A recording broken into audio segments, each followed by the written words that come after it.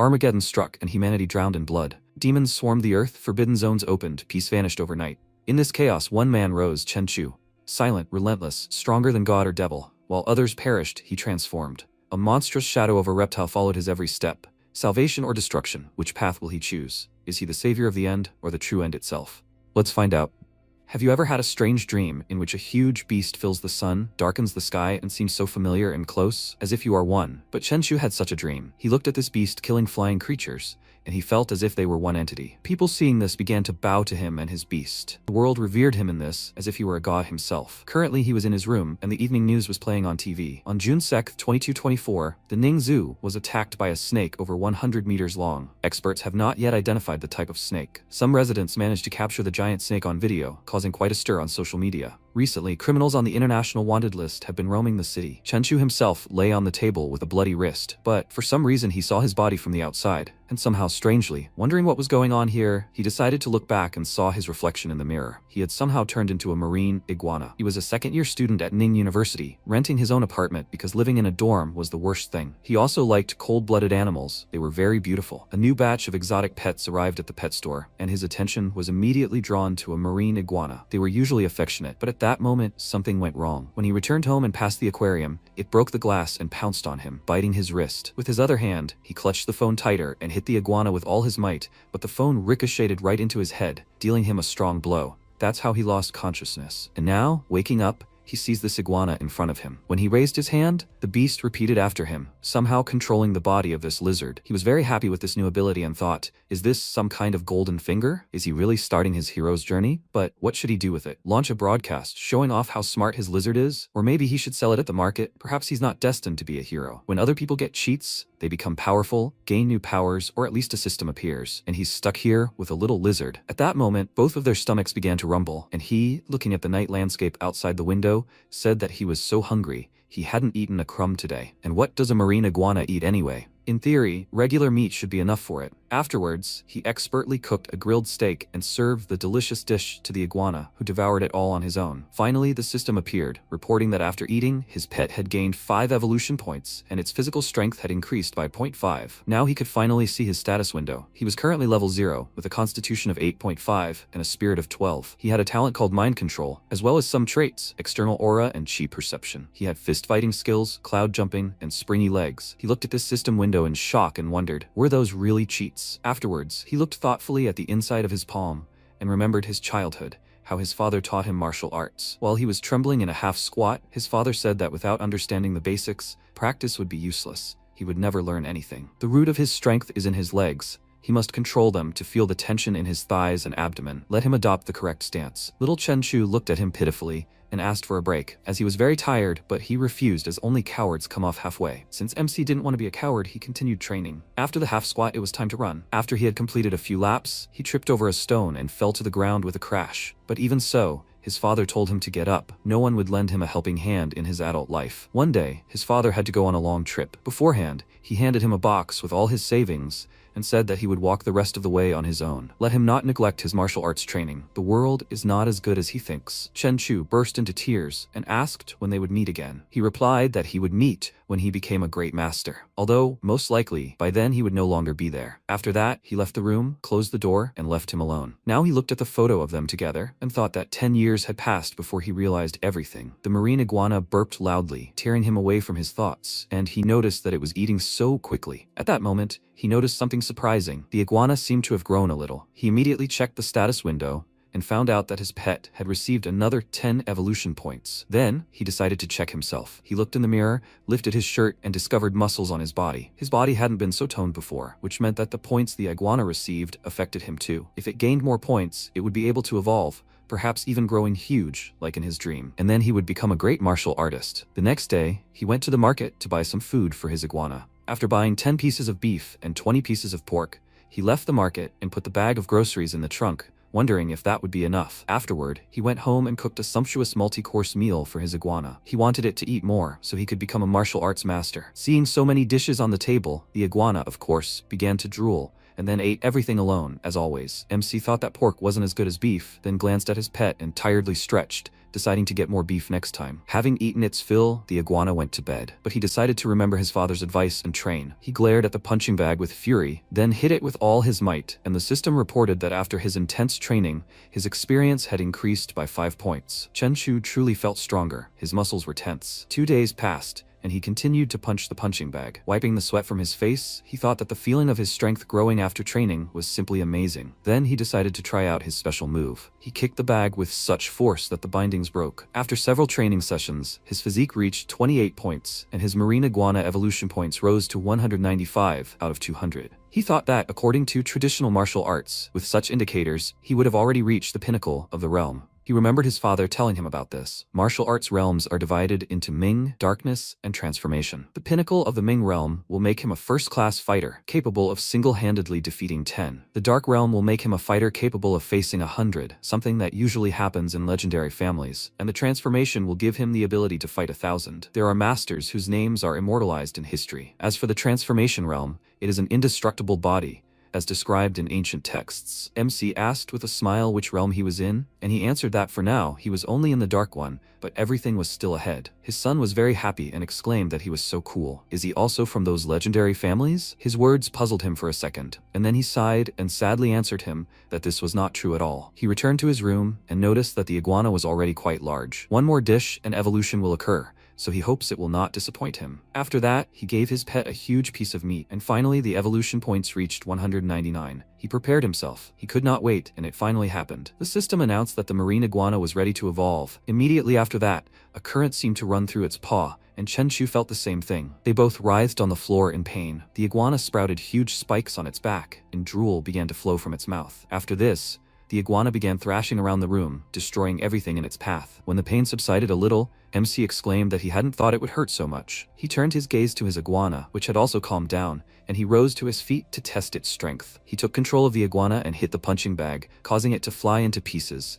and he noted with a smile that it now had unusual power. He looked at his status window. His constitution was now between 28 and 56, and his spirit between 16 and 18. Since he hadn't felt anything particularly strong yet, he decided he was still too weak and said that as he evolved, his attributes would also grow, meaning his strength would also increase in the future. He would eventually surpass everyone, which even scared him a little. His limit of experience gained from training per day is 100 points. Since the improvements are reflected in him, he will have to rely on the marine iguana to strengthen his body. Using his body, he began to hit a punching bag, and when he saw such a powerful blow, he was very surprised. The iguana can release energy. The iguana continued training, and suddenly there was a knock on the door, distracting them. It turned out it was an angry neighbor. He was probably very angry that he was making so much noise. But when Chen Chu opened the door, the man froze in horror. He saw a powerful and threatening aura emanating from him, which made him angry and apologized, saying he was just training, but he didn't think it would be so loud. Hearing this, the man nervously thought it felt like an earthquake. He wondered how he managed to train so much and peeked into his apartment. Seeing the complete mess and chaos inside, he was very surprised. He headed to his own home and asked him to train less intensely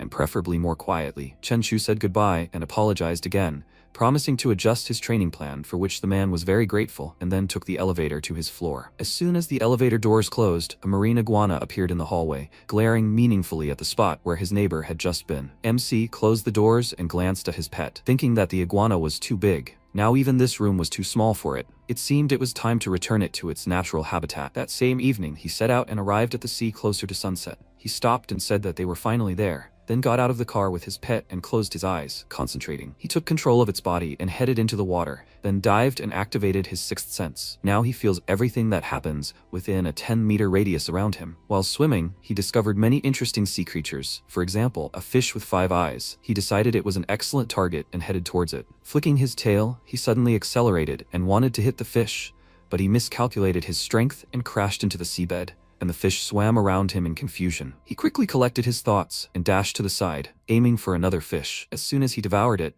he decided to take a short break, and the system reported that after eating, the marine iguana received 10 evolution points, adding 1 to his constitution. He continued hunting and thought that after evolution, he gets 1 point for each meal, but the mutated fish gives a full 10. With the appearance of such creatures in the ocean, it seems that the world is now far from peaceful. He continued devouring the mutated fish, and the system reported that his clone has reached the daily limit of 100 points, He cannot get more today. He thought that to human eyes, the ocean at night is cold and dark, like pitch. But through the eyes of an iguana, the underwater world is so bright and colorful. Being an amphibian, the marine iguana can stay underwater for a long time, but due to the lack of gills, it has to rely on its lungs. Therefore, it needs to climb to the surface every time. He noticed a small cave nearby, swam into it, and came out on land. He looked around and noticed that it was a good place to hide. He decided to leave the iguana there, then got into the car and drove home. Near the road, he noticed a suspicious house with a car parked next to it, and he wondered if someone lived in such a place. A cry for help was heard from the boarded-up windows, and he immediately stopped the car and decided to put his powers to use. He drove off a little, and the men hiding in the house followed him, then returned to the kidnapped girl named Lin Ru, whose mouth their friend was now gagging. The man kicked him and exclaimed, "Will he follow her or what?" He couldn't put the gag back in her mouth. The guy called him boss and said that it was so dark in here, he didn't notice. The boss examined the girl carefully, then approached her and told her to shut up and be a good girl, or he would leave her with his guys all night. Meanwhile, Chen Shu approached the house. He used his abilities and was able to see everything that was happening inside. The guys were drinking with each other. The girl was sitting, afraid to squeak, and the third guy was eating chips and looking at something on his phone. He wondered if this was a kidnapping, maybe human trafficking. Two of them had knives. He decided to deal with them as quickly as possible so as not to endanger the hostage, and, gathering all his strength, he knocked down the doors with a bang and entered, raising dust. The guys immediately armed themselves, but he didn't let them even get close. He kicked one of them, throwing him several meters away, so that he hit his back against the wall, and his boss pounced on Chen Chu from behind. He reacted quickly and delivered a blow that broke all his ribs. Because of this, he stumbled back, losing his balance, and then his subordinate caught him. He asked the boss for a break and assumed a fighting stance, telling Chen Chu that he was Yuan's disciple, and that it was his turn to introduce himself. He replied that he was Luo Tuan's disciple, and that his name was Chen Chu. His opponent launched the first strike to a loose fist, but MC wasn't so simple, grabbing his arm, causing him to lose his balance, and then was about to kick him. But this guy was a true martial artist. He launched the second strike, two knights of the Tang dynasty, parrying his kick and then punching him in the head with all his might. While he was flying away from his strike, he remarked that it was quite good, quickly regaining his balance and preparing for the strike. And his opponent, realizing what he was about to do, became frightened. This time, he didn't have time to react. Chen Chu hit him with the 8-limbed strike, Iron Mountain Helmet technique, so hard that he was thrown aside, and he grinned and said that it was interesting. He tried to get up and said that he didn't expect to meet Luo Tuan's disciple after coming down the mountain. Iron Mountain Helmet and 8-limbed technique, it impressed, but he was still a disciple. He realized that in this world, either you drown or you are drowned. After these words, he pounced on him. He extended 2 fingers, intending to gouge his eyes out, but Chen Chu quickly reacted and kicked him in the face with all his might, throwing him several meters away. After that, he thought that a battle between martial arts students was dangerous. He had a feeling that his strength and spirit were superior to his, but he couldn't control himself. No matter how idiots they were, you can't treat people like that. He decided to deal with it later and turned his attention to the girl who had been waiting all this time for him to free her. He cut the ropes, and she immediately threw herself into his arms with gratitude. And he, calming her down, gave her the phone and told her to wipe her tears quickly. She could call the police as soon as he left, but he needed help. If the police asked about him, then let her say that she didn't see his face. She nodded with a serious look and agreed to this, and 10 minutes later, the police arrived. They entered the building, guns at the ready, and when they saw the kidnapped girl standing surrounded by beaten guys lying on the floor, they were very surprised. Time passed, and a police officer named Guan Qing came to her superior with the information he had recently requested. They were able to find footprints on the broken door. The poor guy was kicked from the front, and the door flew 3 meters away. The force of the impact was simply colossal. 2 of the kidnappers died immediately, and the third fell into a coma after a concussion. She put a photo of the victims on his desk and said that, according to the kidnapped girl, Lin Ru, the man was wearing a mask, so she couldn't see him. The deputy chief looked at the report and asked, "How is this even possible? The greatest force the Boxing King could muster was even less. Unheard of. Where does an ordinary person get such strength?" She noted that the strength was truly inhuman, but the oddities don't end there. At that moment, a rumble of thunder was heard. She glanced at the lightning outside the window and said that a storm was approaching. MC, meanwhile, stopped the car on top of a cliff and watched the shore from above. A boat moored to the shore, carrying a man named Zhang Chongshu and his subordinates. They walked forward along a forest path, and one of his subordinates said that he had just received money and had already spent it on a woman. "Isn't that wasteful?" Another guy agreed with him and said that they had worked for so long and they earned a little over 2 million. Their boss asked if they even knew who she was. Money would no longer be a hindrance for them with her. They were delighted and asked, "Is this true?" The boss turned to one of them and asked if he had already sorted out the company. He answered that he had already arranged the delivery of goods. They rented a luxury office building for accommodation, as he requested. He also asked to find the most beautiful secretaries and receptionists consciousness for them, so he definitely would not be disappointed. Changshu grinned and said that thanks to his underwater breathing, he was alive. As soon as they find the location of the sunken ship, they will drag all the treasures ashore and they will have all the money in the world. Let them just follow him. At that moment, there was a rustling sound in the nearby bushes, as if someone quickly jumped out of them, and Changshu turned around and exclaimed, "Who is there?" After that, he took out a knife and prepared to meet the unexpected guest. It turned out to be Chen Chu, standing by a tree nearby. He said that, of course, he had seen a lot of idiots, but he was just something. The man immediately rushed towards him and exclaimed that he was brave, but people like him don't live long. At that moment, MC raised one leg and then slammed it on the ground with all his might, causing an explosion that threw the man several meters into the air. As soon as he dropped to the level he needed, he punched him in the stomach and then kicked him, pinning him to a nearby tree. His subordinates, meanwhile, were shocked. Their boss had become stronger and faster after receiving superpowers, but he was still losing to him. They decided to run away, but Chen Chu quickly caught up with them and hit them on the back of the head, causing them to lose consciousness. After that, he turned to their boss and ordered him to look him in the eyes. He decided to test his power of mind control and ordered him to say his name and what he was doing here. The man's eyes flashed purple, and he succumbed to his influence and approached him, saying his name was Changshu and that he was a smuggler. He had learned to breathe underwater a month ago. MC was overjoyed that he had succeeded, and the man continued, saying that he raided sunken ships in the ocean and exchanged the spoils for money. MC found out everything he needed and let him go, causing him to immediately fall to the ground and exclaim, "What happened to his arm?" He replied that he had broken it himself, and he winced in pain, saying that he understood. So Chen Chu realized that the mind control had affected his judgment. He ordered him to rest and return to the ship, after which he thought that to raise his lizard, he needed a lot of food. John Changshu had a ship and connections. Maybe he could get him something useful. After that, he took control of his subordinates and thought that this was an excellent ability. Of course, when he controls Changshu, there is some resistance, but these guys are a completely different matter. His ability is even more effective on weak-willed and stupid people. After that, they arrived on the ship. The man asked Changshu who the guy next to him was, and he replied that he was his boss, and they should be polite to him. MC leisurely walked along the deck, and Changshu ordered his subordinate to prepare the contract for transfer. This ship now belonged to his boss. After this, the ship transfer agreement was successfully transferred to Chen Chu, and he, turning to his new subordinate, ordered him to wait for him in the office tomorrow, and he told Changshu to go to the hospital since he was injured. The next day arrived. He continued hunting with the iguana, and at the same time, he trained in the sports gym, raising his physique stat. While he was striking, he thought that he can't rely only on a clone to become stronger. He needs to train himself. After 2 battles, he feels his control has improved. Meanwhile, the marine iguana climbed into the cave, and the system reported that the absorbed energy had been assimilated, giving him 6 evolution points. Having finished training, he went outside and thought the transfer process was complete. He hadn't gone outside all day to gain 90 evolution points, and he also tightened his body. Tomorrow, he would head to the sea rift. It turns out he's not the only one with abilities.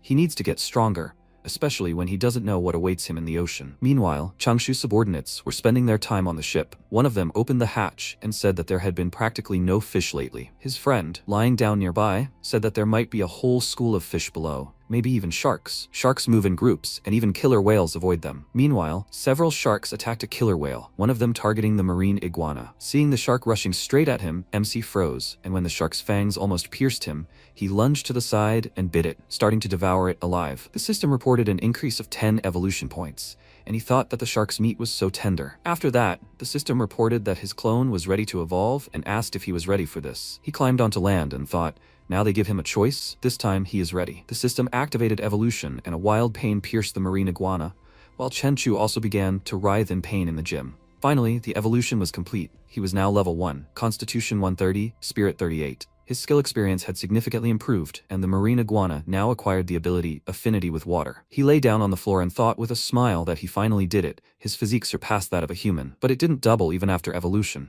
which makes sense. He thinks it's because his stats were low last time. He noticed the marine iguana's new ability and, after transferring into its body, noticed that it had become even larger than it was before. Its strength had increased and its claws were like steel. It can swim at speeds of up to 70 kilometers per hour, which is faster than a ship, and the resistance while swimming became less, which must be due to its ability. After that, he called one of his new subordinates and asked if anyone had found out about the treasure. He answered that no one had found out about it, and he said that then they would find it themselves. How is everything going there? He told him that they had found several locations with sunken ships, but without Changshu they were powerless. He told him not to worry, they could handle it themselves. He imagined a map in his head and thought that they had mostly explored the shallow waters of the routes used by Country Z and the main commercial routes of countries H and R. But the deep waters were still full of ships. He decided to see what the marine iguana was doing there. It was currently located to the southeast, 25 kilometers from the shore of the Yellow Sea. He thought that now, after evolution, he could breathe longer underwater, and his sense of smell had improved. He could sense everything at a distance of up to 20 meters. As soon as he finished with his business, he could set out. Isn't the point of raising a clone to enjoy life? He checked his phone and thought that it was already 11 p.m., time for him to eat. Meanwhile, on one of the streets, another lady in distress was sitting by a lamppost and waiting for her savior. Time passed. He left the restaurant and thought that it was delicious. But 3,000 for dinner was robbery. He only has 20,000 in his pocket, but soon he will take over the Changshu company, and he will finally understand what it's like to be rich. Ahead, he noticed two suspicious guys hanging around an unconscious girl. He pointed his finger at them and exclaimed, "Why are they looking at her?" He thought that as he gained strength, his passion for martial arts would also awaken. While there was no real danger, he shouldn't interfere. But he had already managed to provoke the guys, and they took out knives, threateningly telling him to leave, and they would pretend that they didn't see him. But MC wasn't going to back down that easily. He enveloped his body in a powerful aura, and a huge silhouette of a cat appeared behind him, his whole body literally blazing. The guys had the feeling that some wild animal was looking at them, and they decided to run away. The girl laughed at them and asked if they were already wet their pants from fear. The MC mentally noted that she was clearly crazy, and one of the guys nervously clenched his teeth with the thought that it's not every day that you can meet such a girl. Her words offended his friend, and he pounced on Chen Chu, exclaiming that they had nothing to fear from him. He was an ordinary guy, just overconfident. As soon as they were close enough, he assumed a fighting stance and then kicked them with all his might, sending them flying several meters. He realized he had only used 10% of his strength. Otherwise, the blow would have turned these guys into mush. He would let them go this time, but not the next. Recovering from the blow, the guy threw his friend onto his back and ran away, exclaiming that Satan himself had possessed him. The girl waved at Chen Chu and laughed, saying that he had incredible strength, and he frowned, thinking that she was still not herself. While she was pestering him, he called the police and reported that there was a woman near the bar, apparently very drunk, and she also looked strange. She started seducing him and asked if he wanted to have some fun. Maybe he could walk her home? A couple of minutes later, the police arrived. While she was being loaded into the car, he gave a statement, and as soon as he figured everything out, he thought it was time for him to take control of the iguana and find the ship. He transferred to the body of it, and, seeing debris on the seabed, thought that the man was right. The ship was definitely here. With his sixth sense, he only senses what is within a 20-meter radius. He needs to develop it further. He climbed inside the ship, and seeing gold bars inside, was very surprised. He called his subordinate and ordered him to direct the ship 3 kilometers to the east, and the guy asked if their boss was the only one who could breathe underwater. The man said they wouldn't pry into other people's secrets. While MC put the gold in the boxes, and the guys started lifting it. After that, he decided to take a look. He noticed a piece of metal nearby and touched it, realizing it was a durable material, like a special alloy. He decided to study it and took it, but suddenly some mutant appeared. It grabbed him with its teeth and he exclaimed in surprise, "Is it trying to eat him? Who does it think it is?" Even though it is longer and larger than him, it surpasses it in strength and defense. He quickly dealt with this giant, which turned out to be surprisingly tasty, and picking up the piece of metal, set off. A couple of hours later, he returned to his body and approached the huge stones on the beach and thought that the reefs, subjected to erosion, had become incredibly hard. A deserted night beach is the perfect place to test your strength. The force works in both directions, but his bone density exceeds that of a human, and he absorbs most of the impact force. He punched the stone several times and thought that his body recovered easily, and he felt almost no pain. After evolution, his constitution exceeded 200. He hadn't yet tested his strength in action, but this one definitely weighed at least a ton. With his enhancement and fighting technique, he could easily punch through a person. He punched again, but this time several times harder. After a while, he decided to finish training and lay down to rest, thinking that the punching bag at home wasn't strong enough, and he definitely couldn't train in the gym. If someone recorded him on video and posted it online, he would have a lot of problems later. He would only attract unnecessary public attention. Only here could he train in peace. He looked at his hands and thought that he was recovering so quickly. All the scratches had healed within a minute, and at that very moment, a marine iguana swam up to him, holding that very oar in its teeth. He examined it, thinking that at first glance there was nothing special about it. He tried to lift it, and it was very difficult. It definitely weighed at least 90 kilograms, heavy, but such a fragile stone, even a lizard's claws tried to scratch it. It would be a good material for a weapon, but with his skills, he was unlikely to be able to create it now. For now, he will focus on the gold found today. After a while, he went to meet his subordinate and asked where it was. He happily answered him that it was on the ship. They had succeeded. They went to the captain's cabin where the gold was, and the man noted in surprise that he had never seen so many gold bars. Chen Chu carefully examined one of them and said that they had no markings, which meant they were minted differently. They would not be able to sell them. That same day, he went to a pawn shop in the city center and asked if they accepted gold there. The girl confirmed it and asked if he was wearing earrings or a necklace. He showed her a whole bag filled with gold and said that he wanted to sell it. She became a little nervous from so much gold and noted that there was quite a lot of it, after which she asked him to follow her. She would introduce him to the owner. The owner of this pawn shop happily greeted him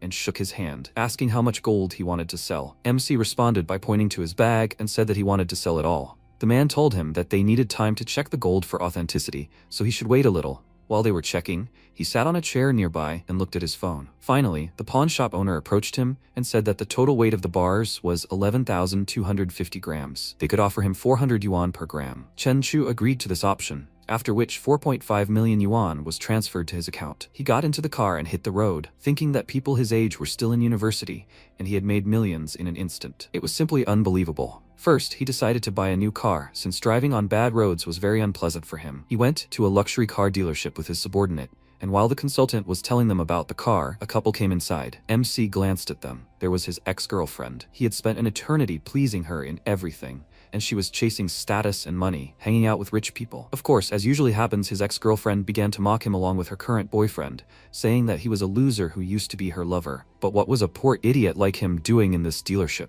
The man was very angry that they were insulting his boss and was about to start a fight, but Chen Chu stopped him. His ex-girlfriend asked if they were forbidden from telling the truth to someone's face. He couldn't even pay for his own studies, so he had nothing to do. She clung to her current boyfriend and said that they shouldn't waste their time on him. They could go look at a car instead. She walked up to a luxurious red convertible and told her boyfriend that she wanted this car, and he irritably replied that they would check everything first. He nervously clenched his teeth and thought that money was needed to make a big impression on a woman, but he was not yet ready to buy such expensive cars. MC, meanwhile, found a car with high suspension. That's what he needed. He told the consultant that he would take this car, and she said that then he would owe 2.38 million yuan. How would he pay? He told her that he only had cash, and his ex-girlfriend was surprised and thought, is he ready to pay for such a car? But it's expensive. Noticing her doubts, her boyfriend hugged her and said that he was just bluffing. He didn't think he had money. She agreed with him and said that for weeks he couldn't afford anything except cheap noodles. They approached him, and the guy asked, "A poor student is buying himself a premium car. Seriously? He should stop putting on a show in front of them. The payment won't go through anyway." The man angrily said that it was none of his business. If the payment goes through, then what will he do? He replied that if the payment goes through, he will call him daddy, and if not, then he will call him. The man agreed to this bet, and his boss's ex-girlfriend, meanwhile, thought that he was acting as if he was capable of buying anything. She said he was just bluffing, but their doubts were dispelled by a consultant who approached Chen Chu and handed him the car keys, congratulating him on his purchase. What they saw shocked everyone. The guy didn't expect to have so much money, and the girl was very surprised that he became rich. The man approached this impudent guy and grabbed him by the clothes, saying that now he would have to call his boss daddy. But the MC told him not to waste time on these people and left, and his subordinate finally told them that his boss was kind to them, let them appreciate it. If he were in his place, he would have beaten their faces long ago. Watching her ex-boyfriend get into such an expensive car, the girl became agitated and then ran to him and asked him to listen, but he had already left. The car dealership employees meanwhile began to discuss her, and the girl said that she thought she had found herself a rich guy, but in fact, she had missed a real chance for a better life. Her colleague agreed with her. That's the nature of people. They only regret something when they lose it. After that, MC went to the best restaurant in town to celebrate his purchase. The restaurant staff greeted him with respect, then seated him at a huge table, and the waitress approached him with a menu, asking what he would like to order. He glanced at the menu and said he wanted Boston lobster and king crab. He ordered several more expensive dishes, and while he was enjoying the food, he was courted from all sides by beautiful girls in lingerie. Literally beaming with happiness, he thought that after a bunch of dishes eaten by an iguana, it was his time to enjoy this. He took out his phone and checked the study chat. Their teacher wrote that classes would start in a week, and he remembered that he was actually still studying. He decided to check his status window. At the moment, his constitution had reached 327, and his spirit was 49. His skill experience had averaged 400. The marine iguana currently had 260 evolution points out of 5,000. He leaned back on the couch and thought that there wasn't much time left, so he needed to earn evolution points quickly. The swordfish is the fastest of all. It can reach speeds of up to 60 miles per hour or 90 kilometers per hour, but it's even faster. MC's pet struck the creature and thought that once it had eaten its fill, it would continue its treasure hunt. The system window reported that the evolution points were increased by 10 points. Now it could determine the creature's surroundings at distances of tens of kilometers. But after studying the seabed, it didn't find a single sunken ship. Several days of fruitless searching passed.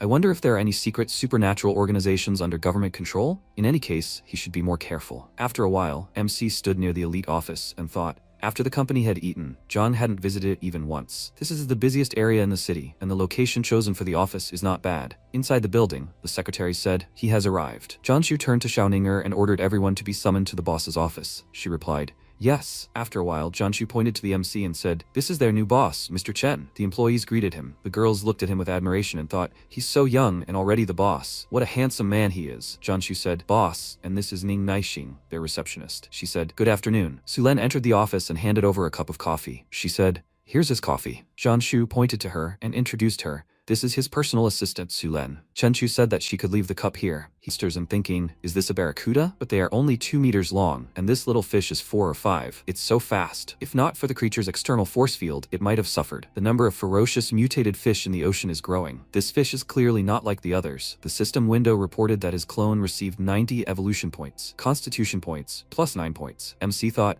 this is clearly different from the others. His muscles and bones have become stronger, and the strength is tenfold. But it seems this fish is unique. At this moment, in the main office, Ning Naixing asked, Len, do you think the boss has a girlfriend? Su Len leaned towards her and asked, is she going to hit on him already? The girl turned around and said, there she goes again. Suddenly a voice rang out, aren't they finished yet? Su Len screamed, boss, there's not much left. Chenchu adjusted his shirt sleeves and thought, with his hearing, he could pick up any chatter around him. But to avoid awkwardness, he would pretend he didn't hear anything. He said they worked so hard today. MC straightened his tie and asked, do they want to go to dinner together? Ning Naixing asked. Can I? Su Len replied, thank you, boss. She'd be happy to. After a while at the restaurant, the waitress asked, would you like to place your order right now? Ning Naixing looked around and thought, the boss's car is so expensive, it's definitely worth more than 2 million. The girl thought how generous he was. After some time, the waitress announced the bill was 4888, and MC said it was paid by card. Ning Naixing looked happily at the food and wondered who his parents were. Su Len thought, the boss is throwing money around left and right. The girl thought, he clearly has a bright future ahead. Chenchu looked at them and said that he would still have things to do in the evening, but after dinner, he would drive them all home. The girls cried out happily, thank you. After some time, MC was fighting with a stone. The sea breeze is so calming. At night on a deserted rocky shore. During this time, he did not stop his training. His physique is clearly better than that of an ordinary person, as is his strength. His punches easily break the stone, but the stronger he is, the more difficult it is to control. MC thought, horror, he stumbled again. He needs to continue training. Suddenly he heard a sound and thought, is someone here at such a late hour? Chenchu peeked out from behind the stone and saw men talking. The man asked, they've already made so many deals, and he still has some mistrust of him? The guy leaned on the steering wheel of the yacht and replied, boss, those are the rules. First the money, then the goods. MC screamed, boss, help! The man pulled out a gun and said, it looks like they can't escape. They'll see if the monster dodges the bullet. He fired and hit the MC clone in the head, but the bullet bounced off the scales. The boss asked in fear, what's that? The MC clone hissed loudly, then dealt with the men and stole the suitcase. Sometime later, the suitcase was lying in Chen's room, containing red bundles of money. MC looked at it and thought, one bundle of bills is equal to 10,000, 3,300,000 bundles. When he holds cash in his hands, he begins to understand the full scale of his earnings. The next morning at the cafe, a man turned around and looked after Su Len, saying what an amazing woman she was. The guy sitting next to him said he wished he knew her better. Su Len approached Chen Chu and asked him to sign here. The guy's eyes widened in surprise and thought, so this is her boss? He's so young. Another guy thought the boss is a teenager. MC stood up and suggested they go back to the office. He ordered her to notify him of the time of each meeting. The guy thought in surprise, he's some kind of mountain of muscles. It's even scary. Sometime later in the conference room, Chen Chu said that everyone should carefully consider every step of the strategy, and then they will be promoted. As long as the company's productivity grows, they will receive nice bonuses. At that moment, a voice came from his phone. Chen Chu, today is the last day before applying to the university. Only he was left. He took the phone in his hand and said, he thinks he has to go. He has urgent matters at the university.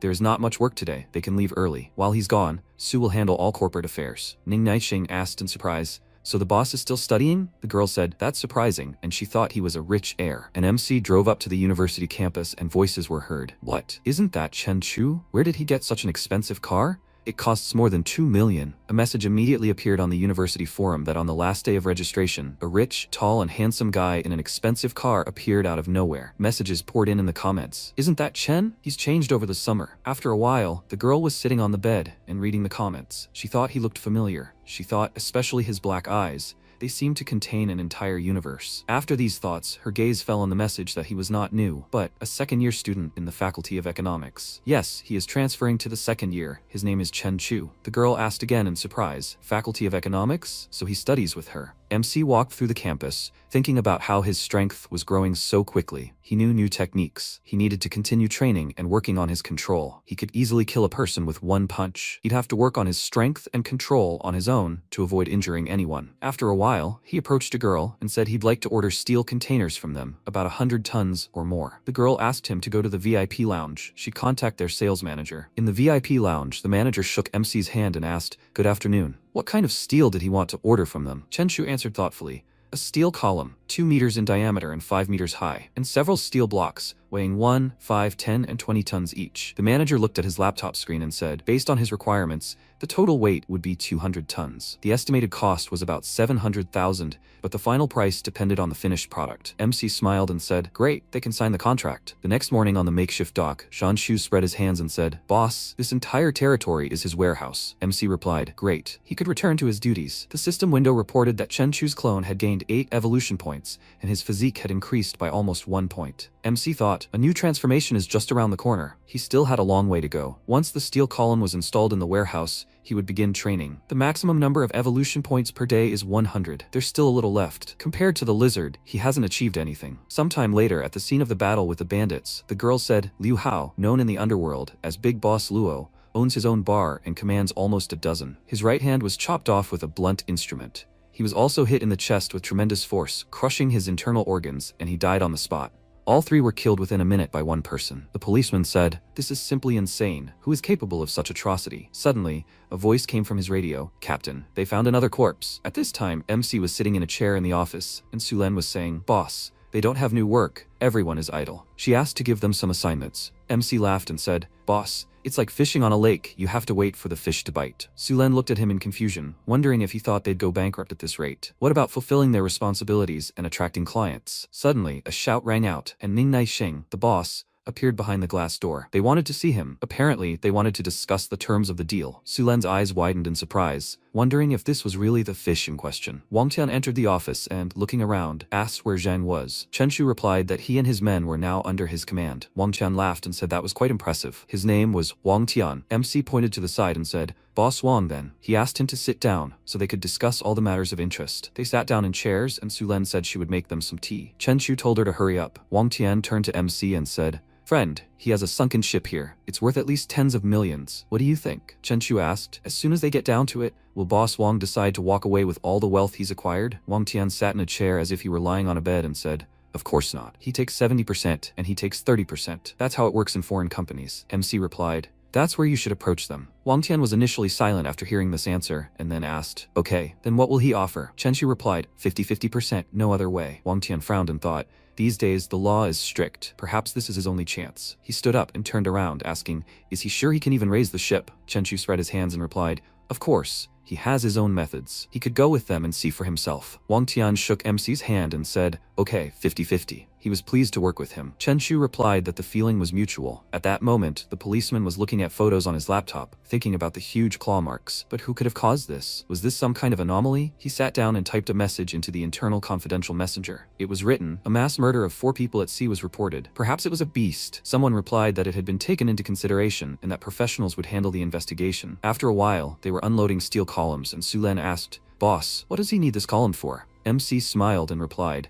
"It stabilizes water currents and deters underwater creatures." Sulen thought even she didn't know about this. Chen Shu looked at his phone screen and thought, this is just how money is leaking out. He should cut back on expenses. After a while, MC's car pulled up near the apartment, and Sulen thanked him for the ride and asked if he wanted to go over for a drink of water. Chen Shu replied, No, he had other things to do." Sulen replied, "Yes, of course." She watched him go and thought, well, who made her talk? She said something stupid. Inviting him over wasn't the best excuse. MC was driving, thinking about how he'd accidentally broken his chopsticks at dinner. He'll have to practice controlling his strength some more. After a while, MC practiced hitting rocks and thought he needs to hone his skills further. Now he can sense everything happening around him within a 30-meter radius. He can even feel the slightest breath of wind and the flapping of a wing as a creature flies past. 3 days later, the system window reported that his evolution points were up 210, and his physical points were up 21. MC Clone attacked the monster and thought, here comes the mutated fish with red eyes. Wang's ship is already nearby. MC called and said that his people have already arrived. When will they start? Wang Tian said, he's quick. He still has some preparations to make. He'll be done by evening. Chen Chu replied, okay. He thought for a moment. After much training, he gained another 15 points to his aura, and with that, his strength had increased. After a while, Wang Tian called MC and said, friend, he can't see his guys. Chen Chu replied, they're already underwater. Let him tell where he is now. Wang Tian screamed, this is incredible. 200 meters to the left of his ship.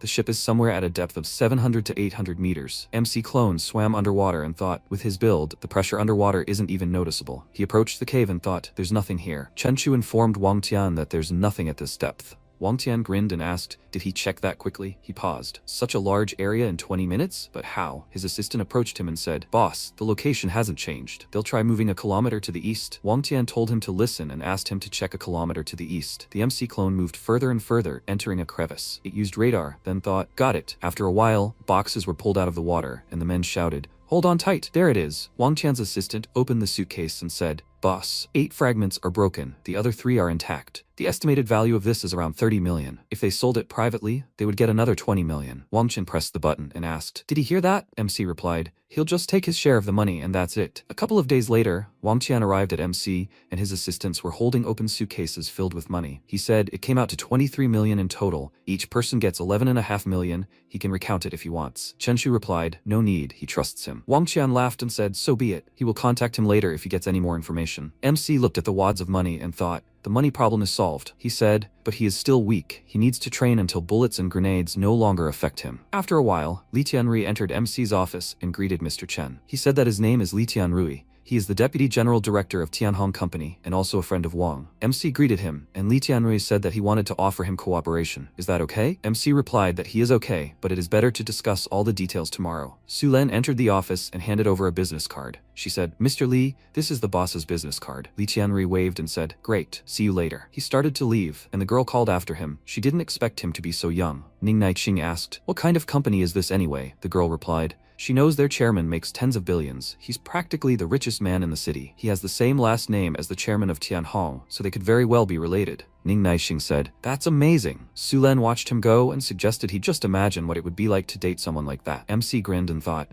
even the son of the richest man is interested in sunken ships. What a coincidence, considering he'd just caught a large and expensive fish in the sea. Not just one, but 2. After a while, the fish were frozen in ice in the warehouse, and Chen Chu thought the fish was worth over $10 million, and the meat didn't taste all that special. He folded his arms across his chest and asked, why all this money? They need to sell it to someone. MC's clone stood next to him and watched. After a while, Chen Chu was training when suddenly a voice rang out. Boss, young Master Li has been waiting for him for a long time. MC replied that he would be there soon. They met at the company office, and Li Tianrui said, Mr. Chen, he has the exact location of the shipwreck. Chen Chu asked why he was interested in sunken ships. He had so much money. Li Tianrui replied that there was no such thing as too much money. MC offered to split the spoils 50-50. Li Tianrui waved his hand and said, no problem. MC thought for a moment. It was obvious that he wasn't chasing the treasure on board. That was very interesting. Chen Chu asked, by the way, does he by any chance know anyone who runs a high-class seafood restaurant? He needed to sell a 4-meter bluefin tuna somewhere. Li Tianrui asked in surprise, does he have that too? He said thoughtfully, he has a couple of contacts. He'll invite them to dinner and introduce them. Sometime later at the warehouse, MC asked manager Lin to take his time. The fish wouldn't escape him. The man looked at the fish and said, boss, the fish is excellent quality. We have to take it. Lin said, so they weren't lying. Well, how about the price of 7 million? Chen Chu replied, great, he agrees. Su Len looked at him and thought,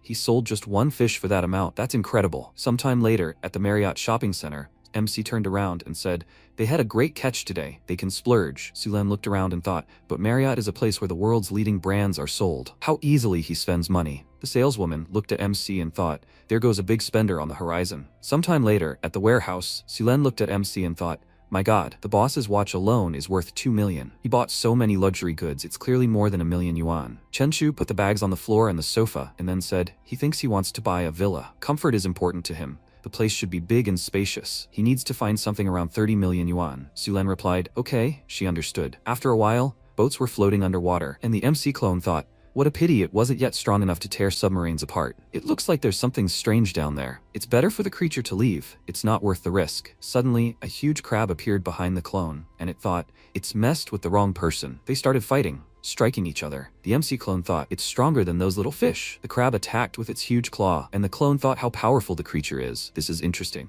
It struck hard, and then thought that it wouldn't be able to eat the crab in one go. It would have to eat it piece by piece, slowly, savoring each bite. MC looked at his laptop screen and said, from a report on unusual marine phenomena over the past few years, giant fish, and now crabs? Something is clearly wrong here. He saw a news headline. An M-class nuclear submarine went missing at a depth of 600 meters in the Pacific Ocean. The last report was that it was attacked by an unknown giant sea creature. The next news was that the nuclear submarine collided with an iceberg. All crew members were dead. Chen Chu spoke, and all this happened over the course of a couple of years. And it seems to him, each case is interconnected. At this moment, MC's clone was collecting evolution points, plus 290 points. The basic body characteristics increased by 290 points.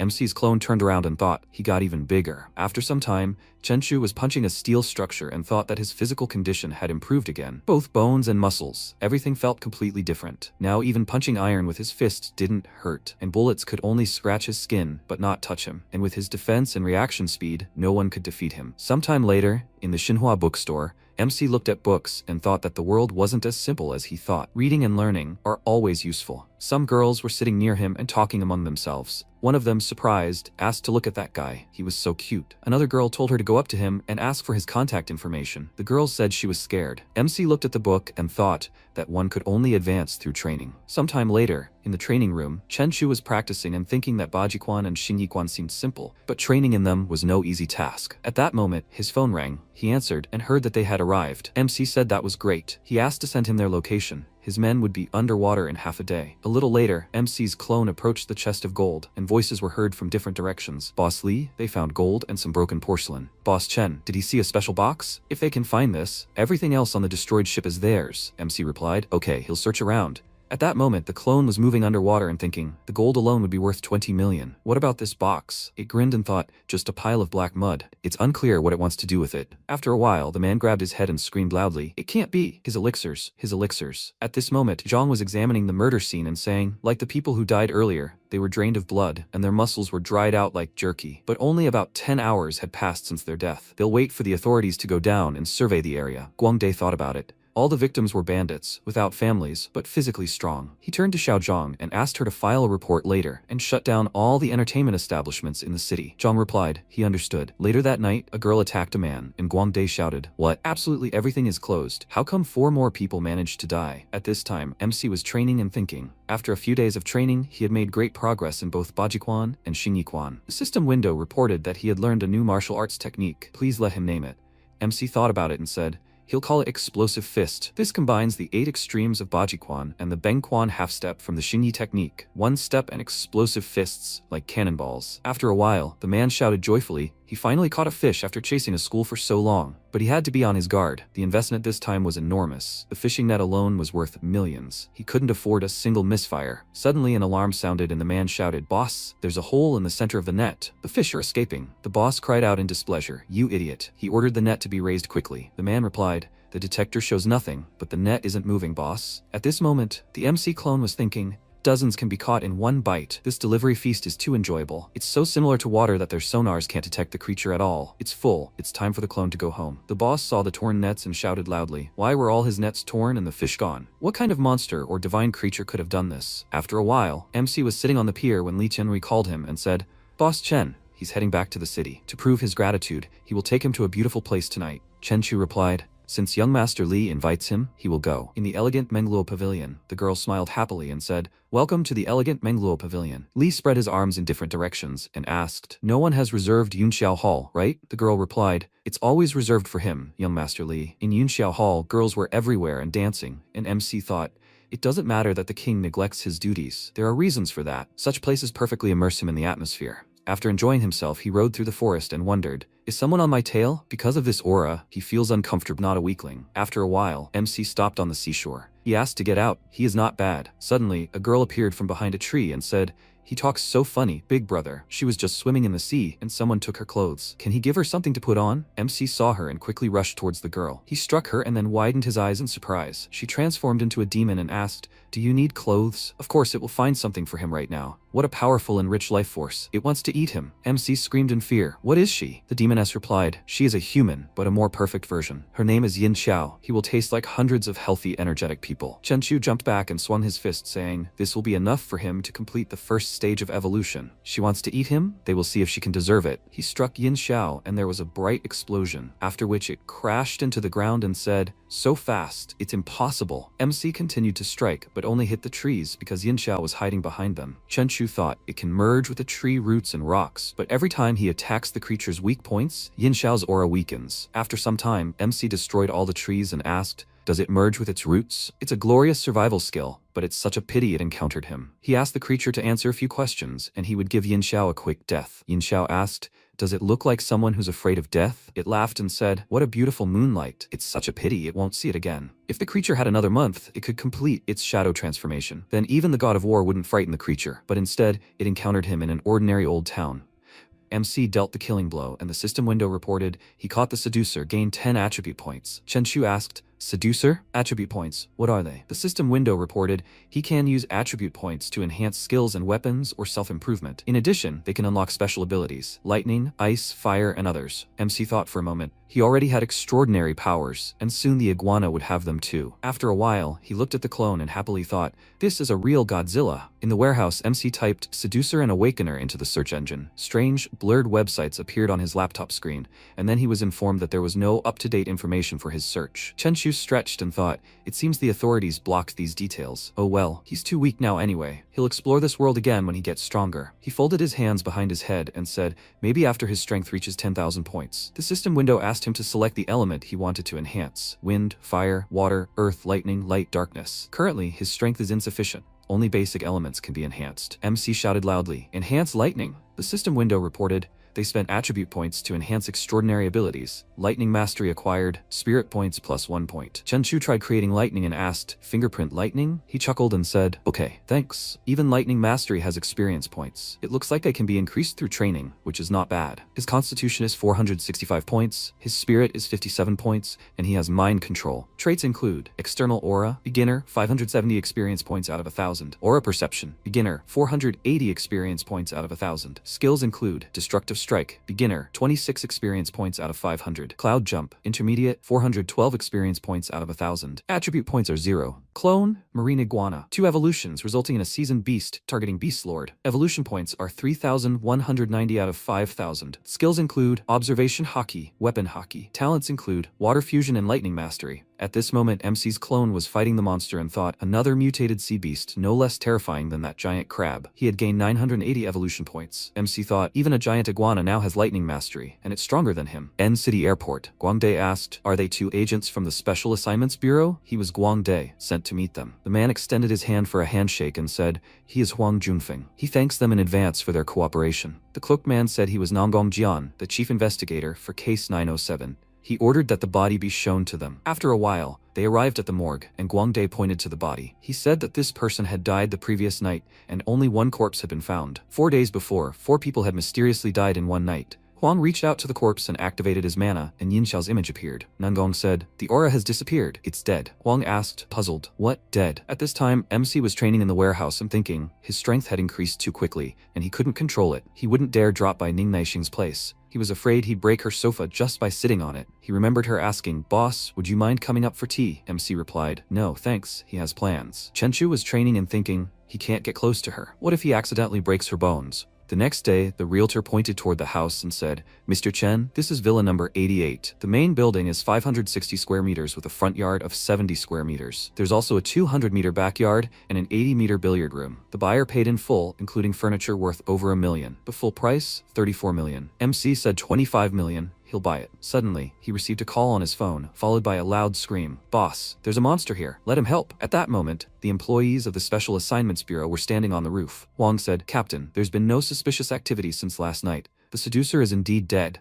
But that's strange, it was in a semi-ethereal state. A mere mortal can't handle such a creature. Captain, should they stay and investigate? They can observe the bustle in this city. Nangong ordered him to use the time to train. Otherwise, when the apocalypse comes, he'll just become cannon fodder. Huang asked, apocalypse? Impossible. Nangong replied, the professor predicts that the next cosmic tremor will be 10 times stronger than the last one 20 years ago. The most important thing now is to improve their capabilities in anticipation of that day. This is the only way they can repay the country for caring for them. The iguana approached the chest, and Chen Chu thought, he finally found something worthwhile, but he stirred up too much sand and broke a lot of porcelain. It's his fault. MC looked at the screen of his phone and thought, he found gold. One piece of Song Dynasty porcelain is worth at least several million, maybe even tens of millions. It's a pity that he broke so much due to carelessness. It could have been worth hundreds of millions. Suddenly a girl screamed from the side, what is he grabbing? The man asked again, is he grabbing? Girl, was she dreaming something? He ordered not to blame him, but since she said so, maybe he really did grab onto something? The guy turned around and screamed, how can he be so shameless? He saw it with his own eyes. The man asked again, so what? If it bothers him, let him try to hit him. MC stood up and said, interesting. He had never seen such an arrogant guy like him. The man replied, well,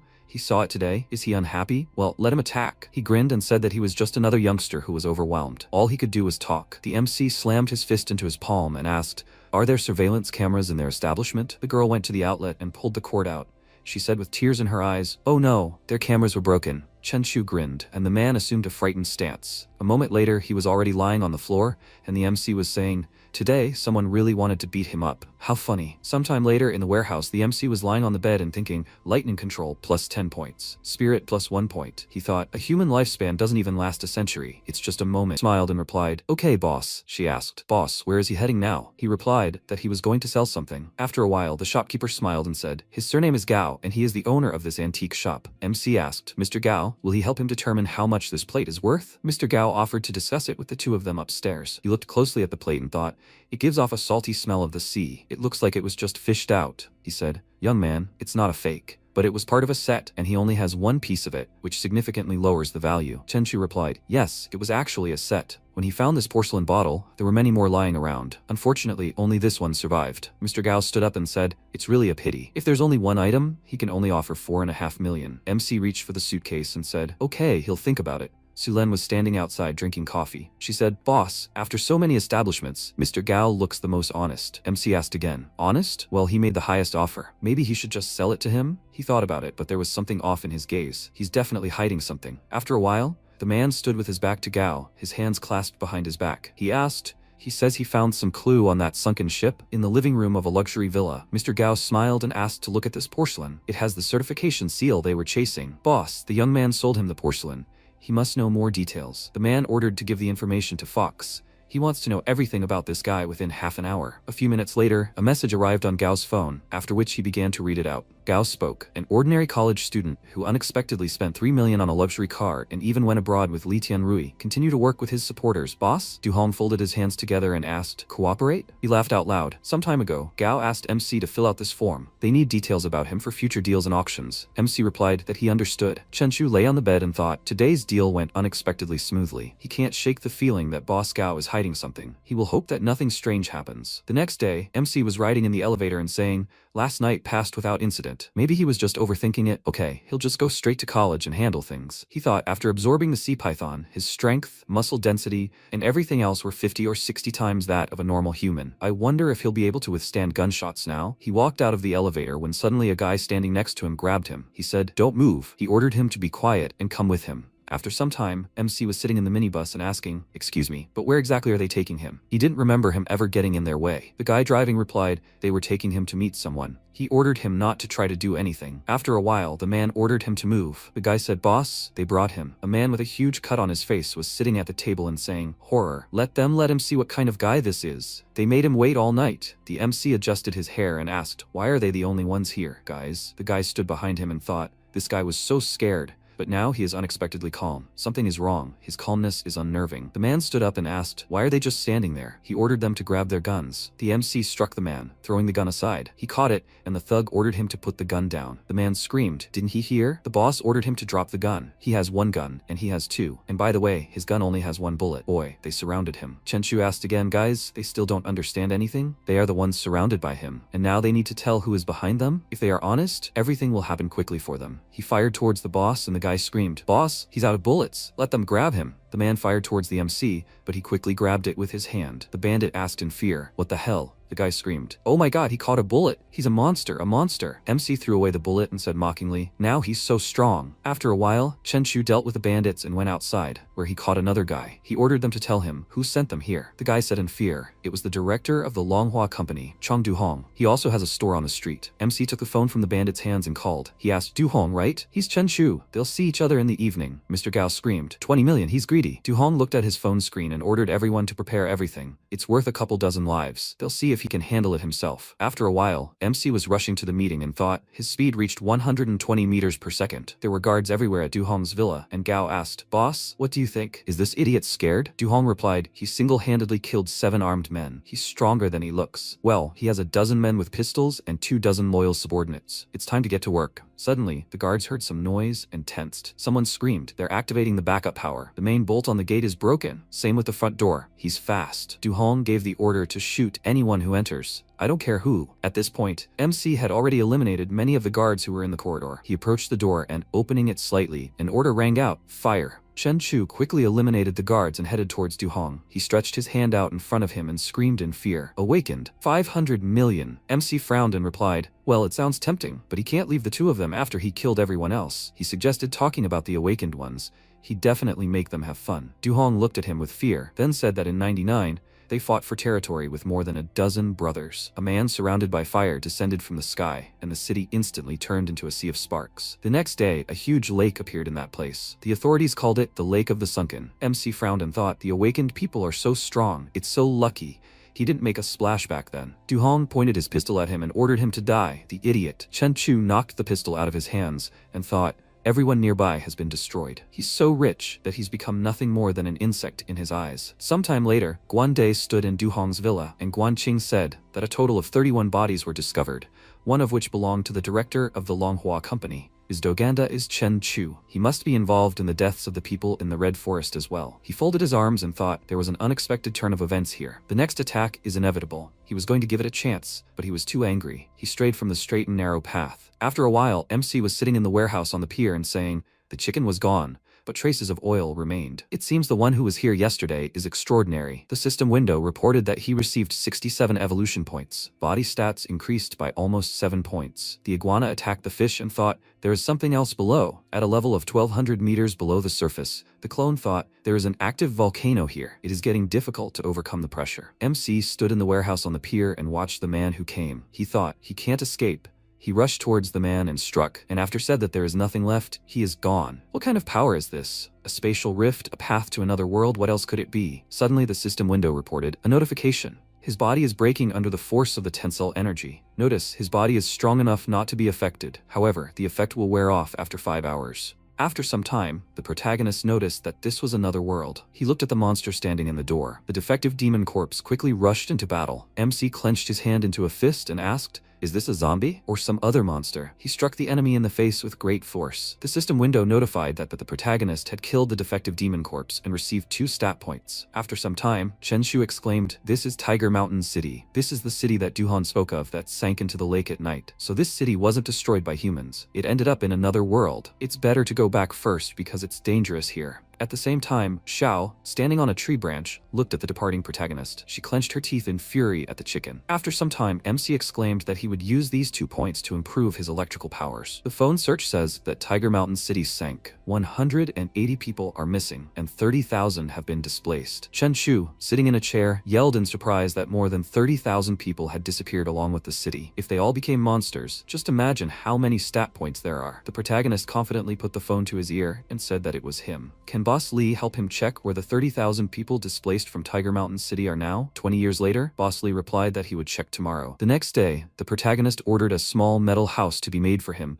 and a huge knife to decorate it. The knife must be 2 meters long, large, durable, and sharp. Boss Lee tensely replied that it might be difficult if there are regulations on knife production. Chen Chu, grinning ominously, interrupted him and clarified. Boss Lee thinks someone would care so much about a 60-kilogram knife that it would start running around and spreading chaos? The protagonist put his hand to his chin and thought that demon corpses were strange creatures after all. He could get infected. Besides a metal house and a knife, he needed armor. Sometime later at the Haishian Hotel, the manager of the Haishin Hotel, holding a glass of wine, said that there was so much conflicting information about the survivors in Tiger Mountain City. The authorities say the case is resolved, but he checked and there is nothing about it. MC, sitting in the car, confidently noted that, as he thought, more than 30,000 people were also buried. Chen Chu thought that was not bad. He caught more than 40 today. He still lacks 300 evolution points to evolve for the third time. Sometime later at the villa, the assistant introduced the owner of the villa, Miss Lin Chingi. She remarked that the protagonist has good taste. MC confidently raised his hand and said, "Here is the money. They can start after she checks it." Chingi clarified, "Is it 20 million in cash?" After some time, at 1,500 meters below the surface,